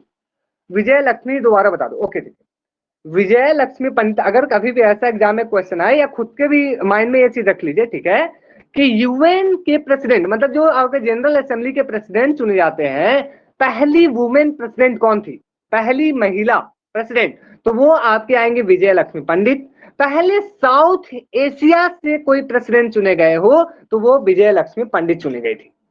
ठीक है, इसको आप लोग ध्यान में रखें। चलिए आगे बढ़ते हैं नेक्स्ट। अब हम लोग थोड़ा सा रिवीजन करते हैं। सेकेंड लास्ट मॉन्टेनेग्रो, मॉन्टेनेग्रो जो था वो सेकेंड लास्ट यानी कि 2006 में, आई कैन रिमेंबर 2006 में वो जो था मॉन्टेनेग्रो वो ज्वाइन हुआ था।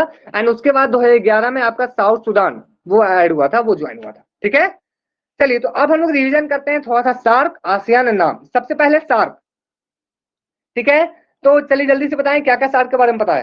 What do know about SAARC? बिल्कुल, इसके एस्टेब्लिशमेंट कब हुई थी? तो आपका 8 दिसंबर 1985 को एस्टेब्लिशमेंट हुई थी। जिया उर रहमान इसकी आइडिया दिए थे। 6 दिसंबर नहीं थी, 8 दिसंबर थी, 8। ठीक है, इसकी हेडक्वार्टर कहाँ है? काठमांडू, नेपाल, काठमांडू में इसका हेडक्वार्टर है। ठीक है, याद रखिएगा। ओके ओके, और इसकी टोटल 8 मेंबर्स हैं। अफगानिस्तान जो है वो न्यूली एडेड है। अफगानिस्तान कब ऐड हुआ इसको भी बता दीजिए आप लोग। In which year Afghanistan got in this? बिल्कुल 2017। ठीक है, बिल्कुल। जियाउर रहमान बांग्लादेश से थे तो बांग्लादेश की आइडिया थी 2017 में। रिमेंबर 2017, जो आपका अफगानिस्तान है वो 2017 में इसमें ऐड हुआ है। इसकी मेंबरशिप की बात करें, कौन कौन मेंबर्स हैं इसकी, कौन कौन मेंबर्स हैं? तो आपका इंडिया, पाकिस्तान, बांग्लादेश, नेपाल, भूटान, मालदीव, ठीक है, Sri Lanka. Okay okay, please wait. अच्छा, अफगानिस्तान 2007 में ज्वाइन हुआ था, 2017 में?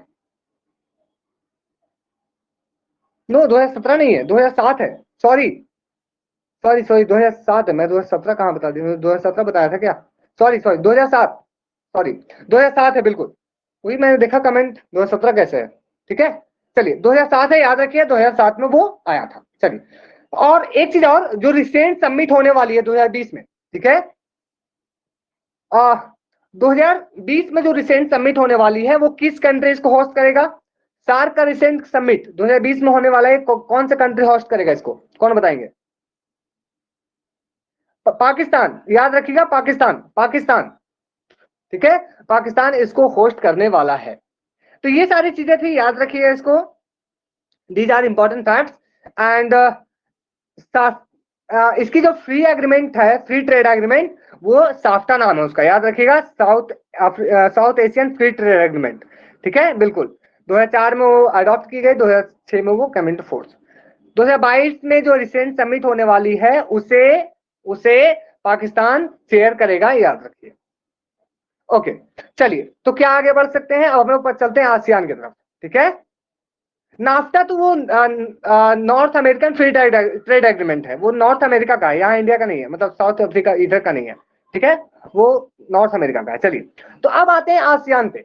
आसियान की फाउंडेशन, बिल्कुल वो सार्क फंड में मतलब उसके टाइम में, लाइक व्हाट आई कहते हैं, कोविड के टाइम में इंडिया ने किया था। बिल्कुल, इसकी इकोनॉमिक को हम लोग एक समय में फ्लाइंग डी कहते थे। और इसकी एक्ट ईस्ट पॉलिसी जो भारत की है वो इसी पे फोकस्ड है। इसकी फाउंडेशन कब हुई थी? तो इसकी फाउंडेशन जो हुई थी वो हुई थी आपकी 1967। ठीक है, मुझे बिल्कुल, बैंकॉक डिक्लेरेशन से हुई थी 8 अगस्त को आसियान डे भी सेलिब्रेट करते हैं।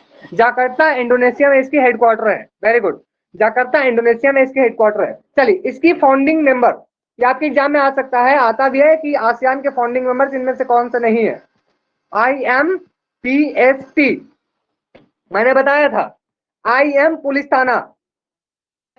थाना, मैंने बताया था, कुछ लोग PM सिटी भी बोलते हैं। चलिए कोई नहीं, आप लोग याद रखिए। I से आपका इंडोनेशिया, M से मलेशिया, T से फिलीपींस, S से सिंगापुर एंड T से कौन सा है? थाईलैंड। ठीक है, तो याद रखिएगा IM पुलिस थाना। ठीक है, आप लोग चाहे तो जैसे भी याद रखते हैं, बस याद रखना इंपॉर्टेंट है, याद रखिएगा। ठीक है, और बाकी जो मेंबर्स हैं वो इसमें बाद में ऐड हुए हैं, इसको याद रखिएगा। ठीक है, तो यही सारी चीजें कुछ कॉमन चीजें हैं जो आपसे एग्जाम में पूछी जा सकती है। ओके, इसका जो रिसेंट सबमिट है, यानी कि इसकी जो रिसेंट सबमिट होने वाली है 40th एंड 41st जो में हो सकती है, ठीक है, वो किस कंट्री के द्वारा होस्ट किया जाएगा? Which country will host? किन्हीं को याद है क्या? न्यू दिल्ली। न्यू दिल्ली तो इसका मेंबर भी नहीं है, न्यू दिल्ली तो मेंबर भी नहीं है, बांग्लादेश भी मेंबर नहीं है, नो। फिलीपींस नहीं। किसने सही लिखा है? बिल्कुल नमन ने सही लिखा है, नमन, वेरी गुड। कंबोडिया, कंबोडिया जो है वो इसको होस्ट करने वाला है, याद रखिएगा, कंबोडिया विल होस्ट। ठीक है, चलिए। Okay, next 38th and 39th जो सबमिट हुई थी वो किस कंट्री के द्वारा होस्ट किया गया था? 38th एंड 39th जो सबमिट हुई थी वो किसके द्वारा होस्ट किया गया था? इंडिया। इंडिया तो इसका मेंबर ही नहीं है। इंडिया एंड आसियान समिट की नहीं बात कर रहा हूं, आई am talking about ASEAN summit. मतलब जो आसियान की जो मीटिंग होती है, आपको पता है उसकी साल भर में 2 मीटिंग होती है। क्या किन्हीं को याद है 38 और 39 समिट किस, जो आपका 2000 ओके, वो ब्रुनाई, मैंने पढ़ाया है क्लास, याद रखिएगा, BRUNAI, ब्रुनाई के द्वारा होस्ट किया गया था, ब्रुनाई। ठीक है, याद रखिएगा, ब्रुनाई के द्वारा 38th एंड 39th जो समिट था वो होस्ट किया गया था, याद रखिएगा। चलिए, ठीक है, ओके, ठीक है, बिल्कुल, वेरी गुड सुषमा। चलिए अब हम लोग बात कर लेते हैं। तो मुझे लगता है कि सार्क आसियान से इतनी क्वेश्चन आएगी। आसियान की full form south Asian association of, sorry, south east, क्या था, south association of south east Asian nation, बिल्कुल, sorry, association of south east Asian nation, याद रखिएगा। ठीक है, association of south east Asian nation. ठीक है, सार्क का क्या था? South east Asian regional cooperation. ठीक है, याद रखिएगा, ये दोनों का फुल फॉर्म भी आता है एग्जाम में। ओके, नाम, नाम को चलिए रजिस्टर कर लेते हैं, नाम को रिवाइज, नाम से जो बेसिक चीजें हैं। नाम 1955 बांडुंग कॉन्फ्रेंस से इसकी फाउंडेशन रखी गई थी, हालांकि वो उस समय सिर्फ चर्चा हुई थी। इसकी जो फर्स्ट समिट हुई थी वो बेलग्रेड समिट 1961 में हुई थी। ठीक है, या आसियान +3 भी एक ग्रुप, बिल्कुल, फिजा। ओके, इसकी फाउंडिंग मेंबर्स कौन कौन से फाउंडिंग मेंबर्स थे आपके नाम के? इंडिया से आपके नेहरू, गैबल अब्दुल नासिर कहां से? घाना से। इनक्रुमा घाना से। गैबल अब्दुल नासिर जो थे वो इंडोनेशियन थे, आई थिंक। ठीक है, टीटो जो थे वो यूगोस्लावियस थे, बिल्कुल। ठीक है, तो ये सारी चीजें आप लोग याद रखिएगा। Do remember it, this type of things this में आस्क्ड इन योर एग्जाम, आपके एग्जाम में पूछा जा सकता है। ठीक है, बिल्कुल। हाँ, देखिए, एक चीज है कि non, sorry, genuine non alignment, genuine non alignment का कॉन्सेप्ट किसने दिया? ठीक है, जेन्युइन नॉन अलाइनमेंट का जो कॉन्सेप्ट है वो किसने दिया? तो याद रखिएगा, जेन्युइन नॉन अलाइनमेंट जो कॉन्सेप्ट है वो मोरारजी देसाई ने दिया था। ठीक है, याद रखिएगा, इसको याद रखिएगा, बिल्कुल, बिल्कुल। बिल्कुल, नाम समिट 2.0 वो आपके खिलनानी ने कॉन्सेप्ट दिया था, बिल्कुल, सुनील खिलनानी आईजी रिवाइज किए थे, बिल्कुल, वेरी गुड, बहुत अच्छा, क्या बात है, रिवीजन करते रहिए, बिकॉज रिवीजन ही आपको सक्सेस दिलवाएगी। आइडिया ऑफ इंडिया तो सुनील खिलनानी की बुक है ही, आइडिया ऑफ जस्टिस किसकी है? चलिए, तो पॉइंट आया, दैट मींस इसको डाल दो, बहुत अच्छा, ये आइडिया, ये आदत बहुत अच्छा है, वेरी गुड, वेरी गुड, बिल्कुल, अमर्त्य सेन, याद रखिए। चलिए, कौन लिख ले? John Rawls? नो, फिजा जॉन रॉल्स की नहीं है वो, कोई बात नहीं, याद रखिए। ठीक है, फिजा उनकी थी थ्योरी ऑफ जस्टिस, याद रखिए। ठीक है, चलिए, तो मुझे लगता है एक और रीजनल ऑर्गेनाइजेशन है जिसका नाम है बिम्स्टेक। बिम्स्टेक को सकता है, ठीक है, बिम्स्टेक इंपॉर्टेंट है, बिम्स्टेक इंपॉर्टेंट है। बिम्स्टेक 1997 में इसकी फाउंडेशन रखी गई थी, bay of Bengal initiative for multi sectoral technical and economic cooperation, याद रखिएगा। ठीक है, bay of Bengal initiative for multi sectoral technical and economic cooperation. Okay, इसको हम लोग मिनी सार्क भी कहते हैं, याद रखिएगा, this is also non A, बिल्कुल, वत्सला, वेरी गुड, मिनी सार्क इसको हम लोग कहते हैं। ठीक है, और ये भी कहा जाता है कि ये आपका सार्क और आसियान को ज्वाइंट करने वाला एक ओवरब्रिज है। ठीक है, ये भी इसके बारे में कहा जाता है। ठीक है, बिम्स्टेक की हेडक्वार्टर कहाँ है, कौन बताएंगे? बिम्स्टेक की हेडक्वार्टर कहाँ है? Where is the headquarter? कौन बताएंगे? देखते हैं जल्दी से। नो, कोई बात नहीं आनंद। श्रद्धा बोल रहे हैं बिल्कुल, स्वैग ने सही लिखा, very good swag. Dhaka Bangladesh, ठीक है, तो ढाका बांग्लादेश में इसकी हेडक्वार्टर है, तो इसको आप लोग याद रखिएगा, ठीक है। चलिए तो आगे बढ़ते हैं, और बाकी रीजनल ऑर्गेनाइजेशन तो काफी सारी है, बट सबकी रिवीजन इंपॉर्टेंट नहीं है, क्योंकि चलिए कुछ और। यूरोपियन यूनियन, यूरोपियन यूनियन के बारे में क्या पता है? What do you know about European union?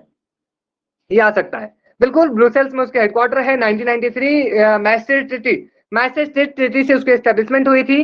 27 members हैं। ब्रेग्जिट के माध्यम से 2020 में आपका ब्रिटेन बाहर हो जाता है, ठीक है, बिल्कुल। और क्या है इसके बारे में? चलिए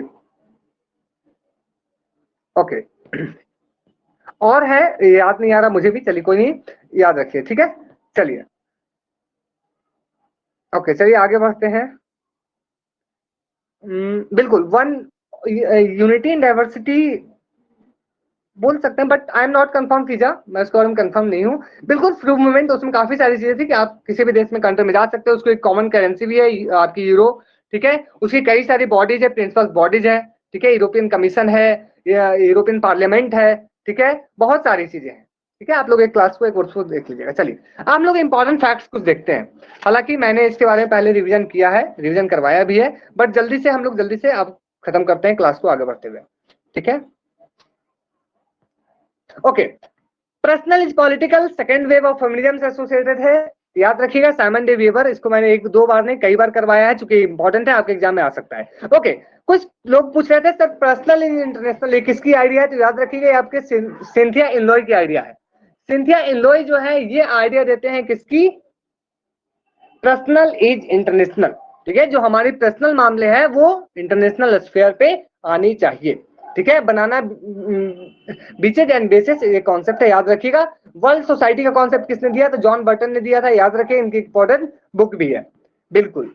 अच्छा, स्वैग बोल रहे हैं इंटरेस्टिंग है, क्या बात है ओके, कम्युनिकेशन थ्योरी को किसने यूज किया इंटरनेशनल रिलेशन में? तो याद रखिएगा कार्ल ड्यूस। कार्ल ड्यूस जो है कम्युनिकेशन थ्योरी से इंपॉर्टेंट है, इन्होंने 4 इंपॉर्टेंट पिलर्स बताए: लीड, लोड, लेग और गेन ओके, याद रखिएगा 4 इंपॉर्टेंट पिलर्स।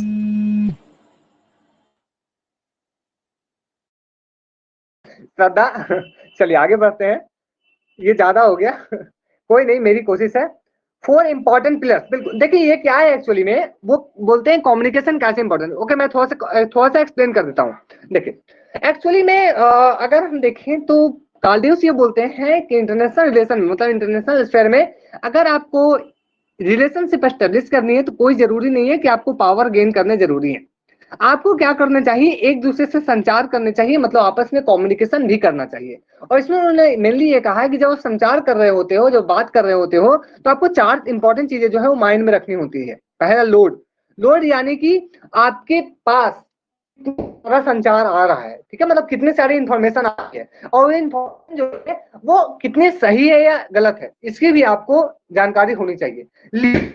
कौन से इंपॉर्टेंट जो इंफॉर्मेशन है वो सबसे ज्यादा प्रायोरिटी है, मतलब इंपॉर्टेंट है, जो आपको डिसीजन मेकिंग में रोल प्ले कर सकता है। इसके बाद लेग एंड गेन, ये कुछ इंपॉर्टेंट कॉन्सेप्ट है जो आपके ये कार्ल ड्यूस ने दिया है, ठीक है। अब मैंने ये पहले बताया था, Kenneth Walsh and Robert taker जो है रियलिस्ट कंसिडर नहीं करते हैं। मॉर्गन और मोनिज्म स्टैनले हॉफमैन ने कहा था, और मॉर्गनथाउ को full stop on scientific development किसने कहा है? बेनो वॉसर ने, मैन ने कहा है। चलिए ये चीजें मैंने पहले कर दी थी, आगे बढ़ते हैं। ओके, कुछ डॉक्ट्रिन है, कुछ लोग पहले क्लास में कर रहे थे कि सर डॉक्ट्रिन, तो क्या हम लोग इंपॉर्टेंट डॉक्ट्रिन को जल्दी से समझ ले क्या? जितने डॉक्ट्रिन है, बहुत सारे कॉन्ट्रैक्ट डॉक्ट्रिन है आपके एग्जाम में, ठीक है। तो मुझे लगता है कि एग्जाम में आ सकता है आपके एग्जाम में, ठीक है, इसलिए मैं कोशिश करूंगा कि इसको सिंपल से भाषा में समझा दूं।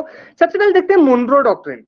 मुनरो डॉक्ट्रिन जो है वो 1820 के में एग्जिस्टेंस में आता है, और मेनली ये अमेरिका के इंटरनल मामले के होता है, जिसमें हम लोग देखते हैं, आपने सुना होगा एक टर्म है इंदिरा डॉक्ट्रिन। इंदिरा गांधी ने ये कहा था साउथ एशियन जो स्टेट है, साउथ एशियन जो कंट्रीज है, उसमें कोई बाहरी देश का कब्जा या बाहरी देश का इन्फ्लुएंस नहीं होना चाहिए। मतलब अगर श्रीलंका कुछ कर रहा है तो उस पर इन्फ्लुएंस अमेरिका का नहीं होना चाहिए। इसको इंदिरा डॉक्ट्रिन कहा गया, लेकिन इसी को फिर कहा गया, इसी को हम लोग देखते हैं पहले में मुनरो डॉक्ट्रिन कहा जाता है। तो मुनरो डॉक्ट्रिन में एक्चुअली अमेरिका ने यह कहा कि हमारी जो इंटरनल मामले हैं वो हम खुद से उसकी डिसीजन ले सकते हैं, उसमें जो कॉलोनियल कंट्रीज है उसको हस्तक्षेप करने की कोई अधिकार नहीं होनी चाहिए। ठीक है, ये चीजें इंपॉर्टेंट है। ठीक है, चलिए अब आगे ध्यान से सुनिए। उसके बाद है ट्रूमैन डॉक्ट्रिन। उसके बाद है आपका ट्रूमैन डॉक्ट्रिन। आपको मैंने ट्रूमैन डॉक्ट्रिन को कब पढ़ाया है, तो जब मैंने कोल्ड वार पढ़ाया था तो पढ़ाया था कि कोल्ड वार के टाइम एक्चुअली हुआ, जो भी आपकी यूरोपियन कंट्रीज थे उसको आपका अमेरिका जो है वो पैसा देना यानी कि उसको आर्थिक मदद देना शुरू किया। और ये कहा प्रेसिडेंट ट्रूमैन ने ये कहे, ठीक है, कि अगर यहाँ पे जितनी सारी कंट्रीज है वहां पे जो सोवियत कंट्रीज हैं वो वहां पे नहीं आ सकते हैं।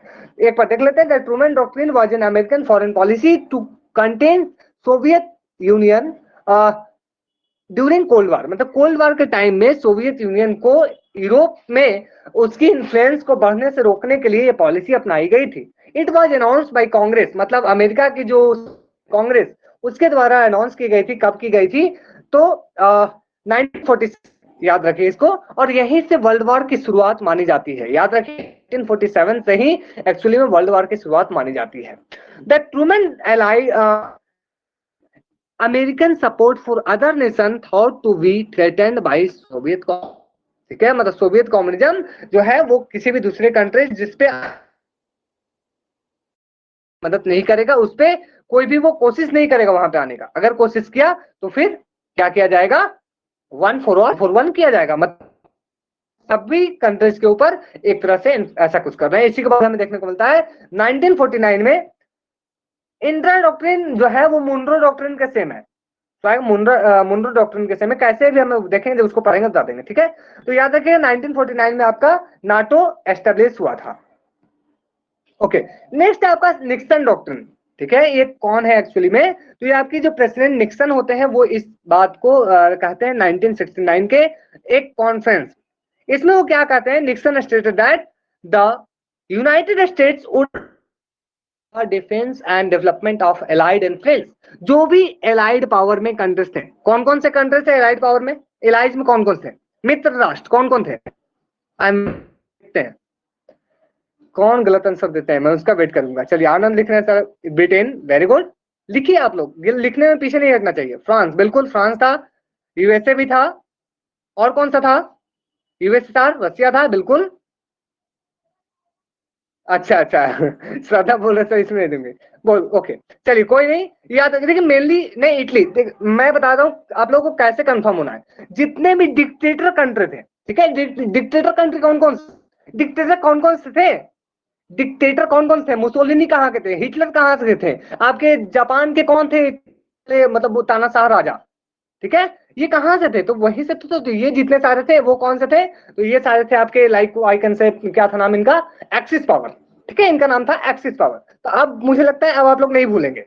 अब आप लोग जो भी जहां पे डिक्टेटर थे वो लोग मिलकर एक ग्रुप बनाए थे जिसका नाम था एक्सिस पावर। ठीक है, तो याद रखिएगा, मुसोलिनी इटली 1922, हिटलर 1933 आपके, एंड आपके आते हैं जापान, जो कि वहां पे अलग से कोई किंग थे जो बहुत ज्यादा ये थे, मतलब बोल सकते हैं नॉन ह्यूमैनिटेरियन थे, बहुत ज्यादा मतलब क्या उसका नाम है, तानाशाही टाइप के थे। ठीक है, बिल्कुल। यूएसएसआर में भी डिक्टेटर थे ना, हाँ बोल सकते हैं। हाँ, इसमें एक एक्सेप्शन हो सकता है। नमन, आप सही पॉइंट रेज किए हैं। यहाँ पे आपके एक हो सकता है एक्सेप्शन। यूएसएसआर में स्टॉलिन थे, स्टॉलिन को हम लोग डिक्टेटर कहते थे। ठीक है, बिल्कुल। चलिए, तो आपने सही कहा है सर, आप बोल रहे हैं उसमें एक फॉल्ट हो सकता है क्योंकि यूएसएसआर में था। चलिए, तो ये सारी चीजें आप लोग ध्यान में रखिएगा। लेकिन एक चीज इंपॉर्टेंट है यहाँ पे कि यूएसएसआर में भी उस समय क्या था, डेमोक्रेसी था, क्योंकि वहां पे सिंगल पार्टी सिस्टम था। ये चीजें तो इंपॉर्टेंट है ना, वहां पे सिंगल पार्टी सिस्टम थी, वहां पे इलेक्शन होते थे।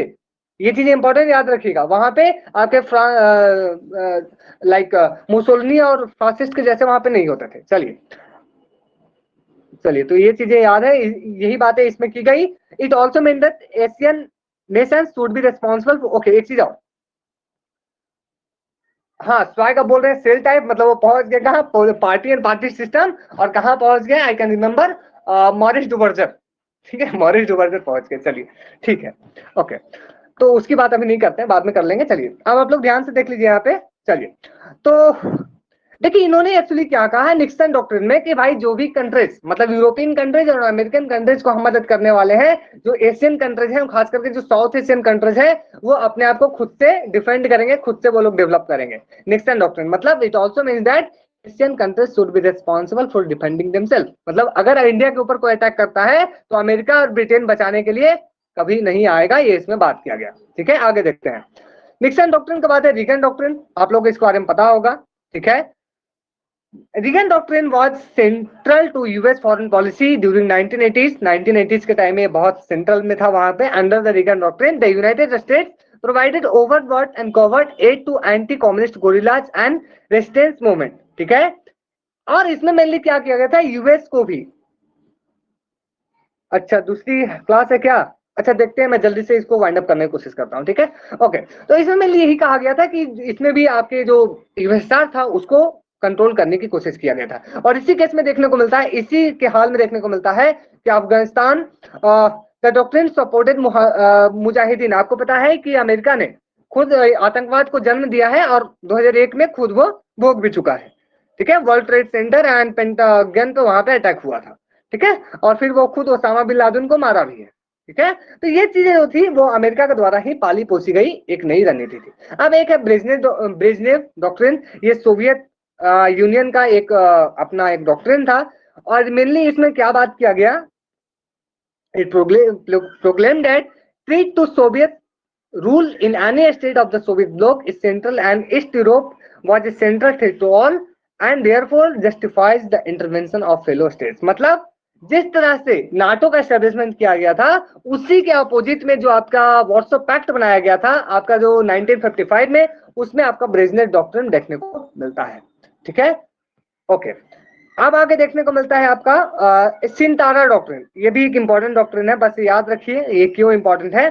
सिंतारा एक्चुअली में एक गाना है। ठीक है, इट इज एक्चुअली गाना है माई वे, और इसको अमेरिकन सिंगर एक सिंतारा नाम के एक सिंगर है, उन्होंने ये गाना गाया है। And this doctrine by used by Mikhail Gorbachev. आपको पता है मिखाइल गोर्बाचेव ने क्या किया था, ये अपने देश मतलब ये 15 एलाइज कंट्रीज थे वहां पे उन्होंने, जो मिखाइल गोर्बाचेव थे ठीक है, उन्होंने क्या किया वहां पर लाइक ग्लासनोस्ट एंड प्रोस्ट्राइका। ठीक है, ग्लासनोस्ट एंड प्रोस्ट्राइका जो है, बिल्कुल हाँ रिसेंट में उनकी डेथ भी हुई है। उन्होंने ग्लासनोस्ट एंड प्रोस्ट्राइका नाम का कुछ पॉलिसी को लेकर आया, जिसमें उन्होंने क्या कहा, जो अपने कंट्रीज हैं वो अपनी फॉरेन पॉलिसी को, अपने इंटरनल मामले को खुद से, खास करके अपने फॉरेन नहीं, अपने इंटरनल मामले को खुद से डिफाइन कर सकते हैं, खुद से डिसाइड कर सकते हैं। और ये भी उसमें की गई कि जो आपके कंट्रीज हैं वो अपने वहां पे लोगों को freedom of speech and expression दी जाएगी। ठीक है, they will get freedom of speech and expression. Sir meaning बता दो। ठीक है बता देते हैं। ठीक है देखिए, आपकी जो थी ग्लास नोट्स उसमें ये कहा गया था जो आपके जो वहां पे जो मिठास है, ठीक है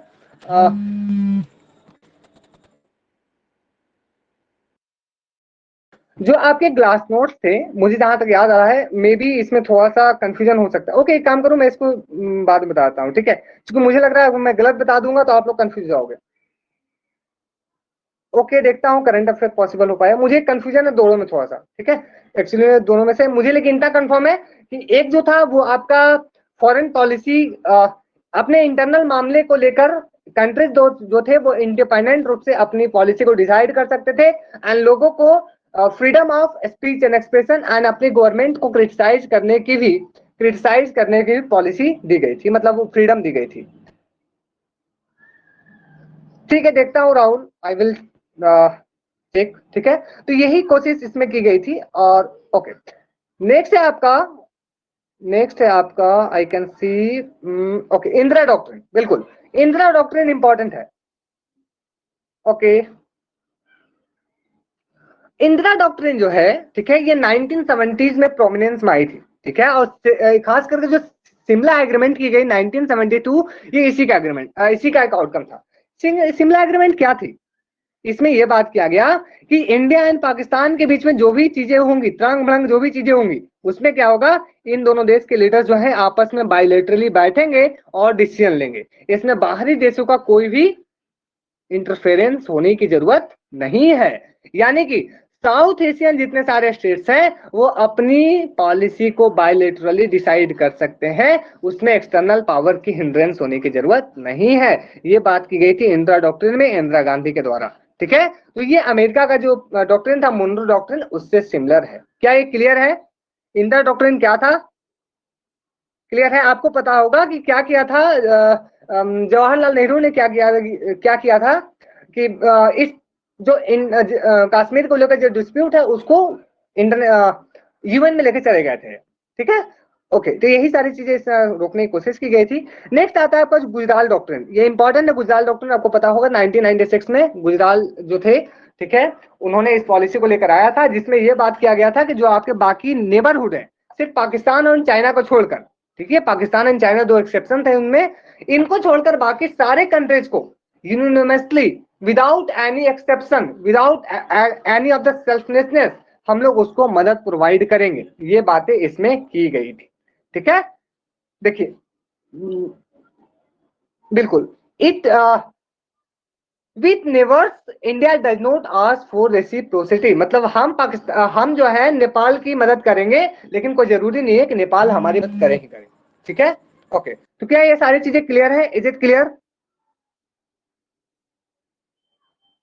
इज इट क्लियर गाइस?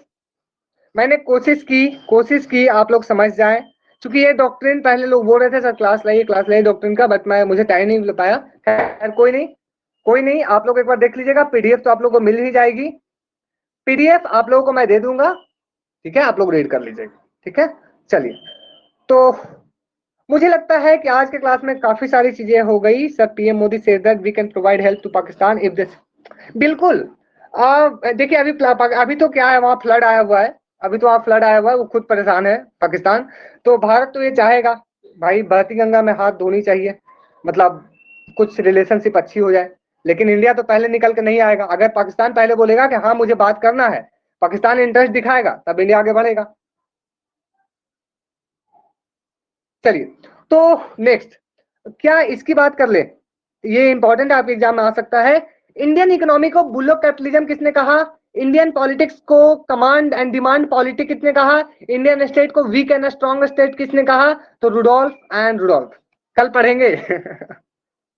चलिए, मुझे लगता है फिर ज्यादा हो रहा है आज। ठीक है, तो फिर कल मिले या आज पढ़े?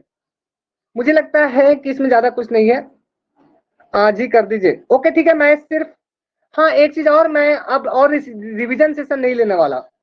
मैं रिवीजन सेशन ये लास्ट होगा आज, एंड इसके बाद रिवीजन सेशन मैं सोच रहा हूँ रोक दूं कुछ समय के लिए, क्योंकि सीयूईटी पीजी के जो लोग हैं, ठीक है, उनके एग्जाम हो जाए। क्योंकि देखिए लास्ट दिन तक रिवीजन ले जाऊं सही नहीं है, क्योंकि ये लोगों को माइंड को रेस्ट चाहिए, एंड अपने सेल्फ नोट्स को रिवाइज कीजिए, एंजॉय कीजिए, मूवी देखिए, एंड थोड़ा सा चिल मारिए। ठीक है, थोड़ा सा चिल मारना जरूरी है। सिर्फ पढ़ाई पढ़ाई पढ़ाई करेंगे तो थोड़ा सा प्रॉब्लम होगा। राहुल बोल रहे सर हम लोग, मैं हूं, मैं भाग नहीं रहा हूं। मैं आऊंगा, लूंगा, सारे कुछ करूंगा। ठीक है, चलिए। तो मैं यही कोशिश करूंगा कि कल से अगर पॉसिबल हो पाए तो सर न्यू याद, बिल्कुल वही शान, मैं वही बोल रहा हूँ कि आप लोग हमेशा डेली नई चीजें, आप लोग अपने रिवीजन को कीजिए, अपनी नोट्स को प्रिपेयर कीजिए आप, क्योंकि चीजें बहुत है। अगर आप चीजों को भागना पीछे कोशिश करोगे तो कभी पूरा तो नहीं होगा, 100% कभी नहीं पढ़ सकते। और मेरा काम है देना, मैं देते रहूंगा हमेशा, पढ़ो पढ़ो पढ़ो। ठीक है, तो मैं ये नहीं चाहता हूँ कि आप लोगों को लगे सर इतना सारी चीजें हो गई, पढ़ तो लिए लेकिन एग्जाम में जाके कंफ्यूज हो गया। बिकॉज आप अगर रिवीजन नहीं करोगे, आप खुद से चीजों को रिमेम्बर नहीं करोगे, तब कंफ्यूजन होगी, एंड कंफ्यूजन आपको एग्जाम में प्रॉब्लम कर सकती है।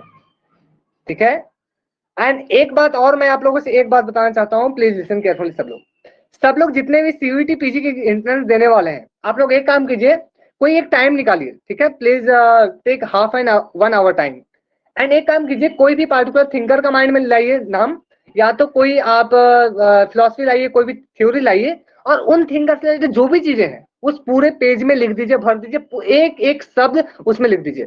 मतलब सिर्फ आपको फैक्ट्स लिखने हैं, सिर्फ आपको राइट वर्ड्स लिखने हैं, पूरा कॉन्सेप्ट नहीं लिखना है।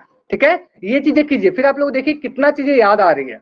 आप लोग को पता चलेगा कि आप लोग काफी सारी चीजें भूल रहे हो। ठीक है, जो इंपॉर्टेंट किताब है, खास करके जो कॉन्सेप्ट है, वो आप लोग एक बार में सारी चीजें याद नहीं आ पाएंगे। ये चीजें आप लोग करना स्टार्ट कीजिए। क्या आप लोग सभी करेंगे? Are you all ready with this practical? करेंगे? यस और नो? इसको अभी से रात से करना शुरू कर दीजिए। मैं पूरा प्रॉमिस करता हूं कि अगर अभी से आप लोग लगातार 5 दिन कर लिए ना, तो एग्जाम में आपसे मुकाबला करने वाला कोई नहीं होगा। ठीक है, मुकाबला नहीं होगा, बिकॉज आप लोग जो अपने खुद से लिखोगे वो आपके माइंड में छप जाएगी लाइक कार्बन कॉपी। ठीक है, ये चीजें आप लोग कीजिए, सब लोग कीजिए, मैं भी करता हूं इसलिए मैं आपको बोल रहा हूं। ठीक है, ये चीजें जरूरी है। चलिए, तो मुझे लगता है आज क्लास यहीं रोकते हैं। ठीक है, मैं पीडीएफ प्रोवाइड कर दे रहा हूँ, आप लोग देख लीजिएगा। पीडीएफ में सब कुछ है, बहुत सारी चीजें हैं। पीडीएफ तो मिल ही जाएंगी, बाकी सारी फैक्ट्स डाली हुई है। तो thank you so much, all the best. मिलेंगे फिर से नेक्स्ट क्लास में, उम्मीद है। और सीखते रहें, मुस्कुराते रहें, आगे बढ़ते रहें, अपनी बेस्ट देने की कोशिश कीजिए, फ्रस्ट्रेट मत होइए, सीखते रहें और चिल मारिए। ठीक है, कुछ टाइम निकालिए खुद के इंटरेस्ट के लिए, खुद के टाइम के लिए, मूवी देखिए, एंजॉय कीजिए। सर नेक्स्ट क्लास कब होगी? नेक्स्ट क्लास लूंगा, मिलेंगे जरूर, जल्दी मिलेंगे। राहुल, आप लोग करंट अफेयर की बात कर रहे हैं, तो देखते हैं करंट अफेयर लेने की कोशिश करते हैं। ठीक है, चलिए ठीक है, मिलते हैं फिर नेक्स्ट क्लास में करंट अफेयर के साथ final. Thank you so much, thank you.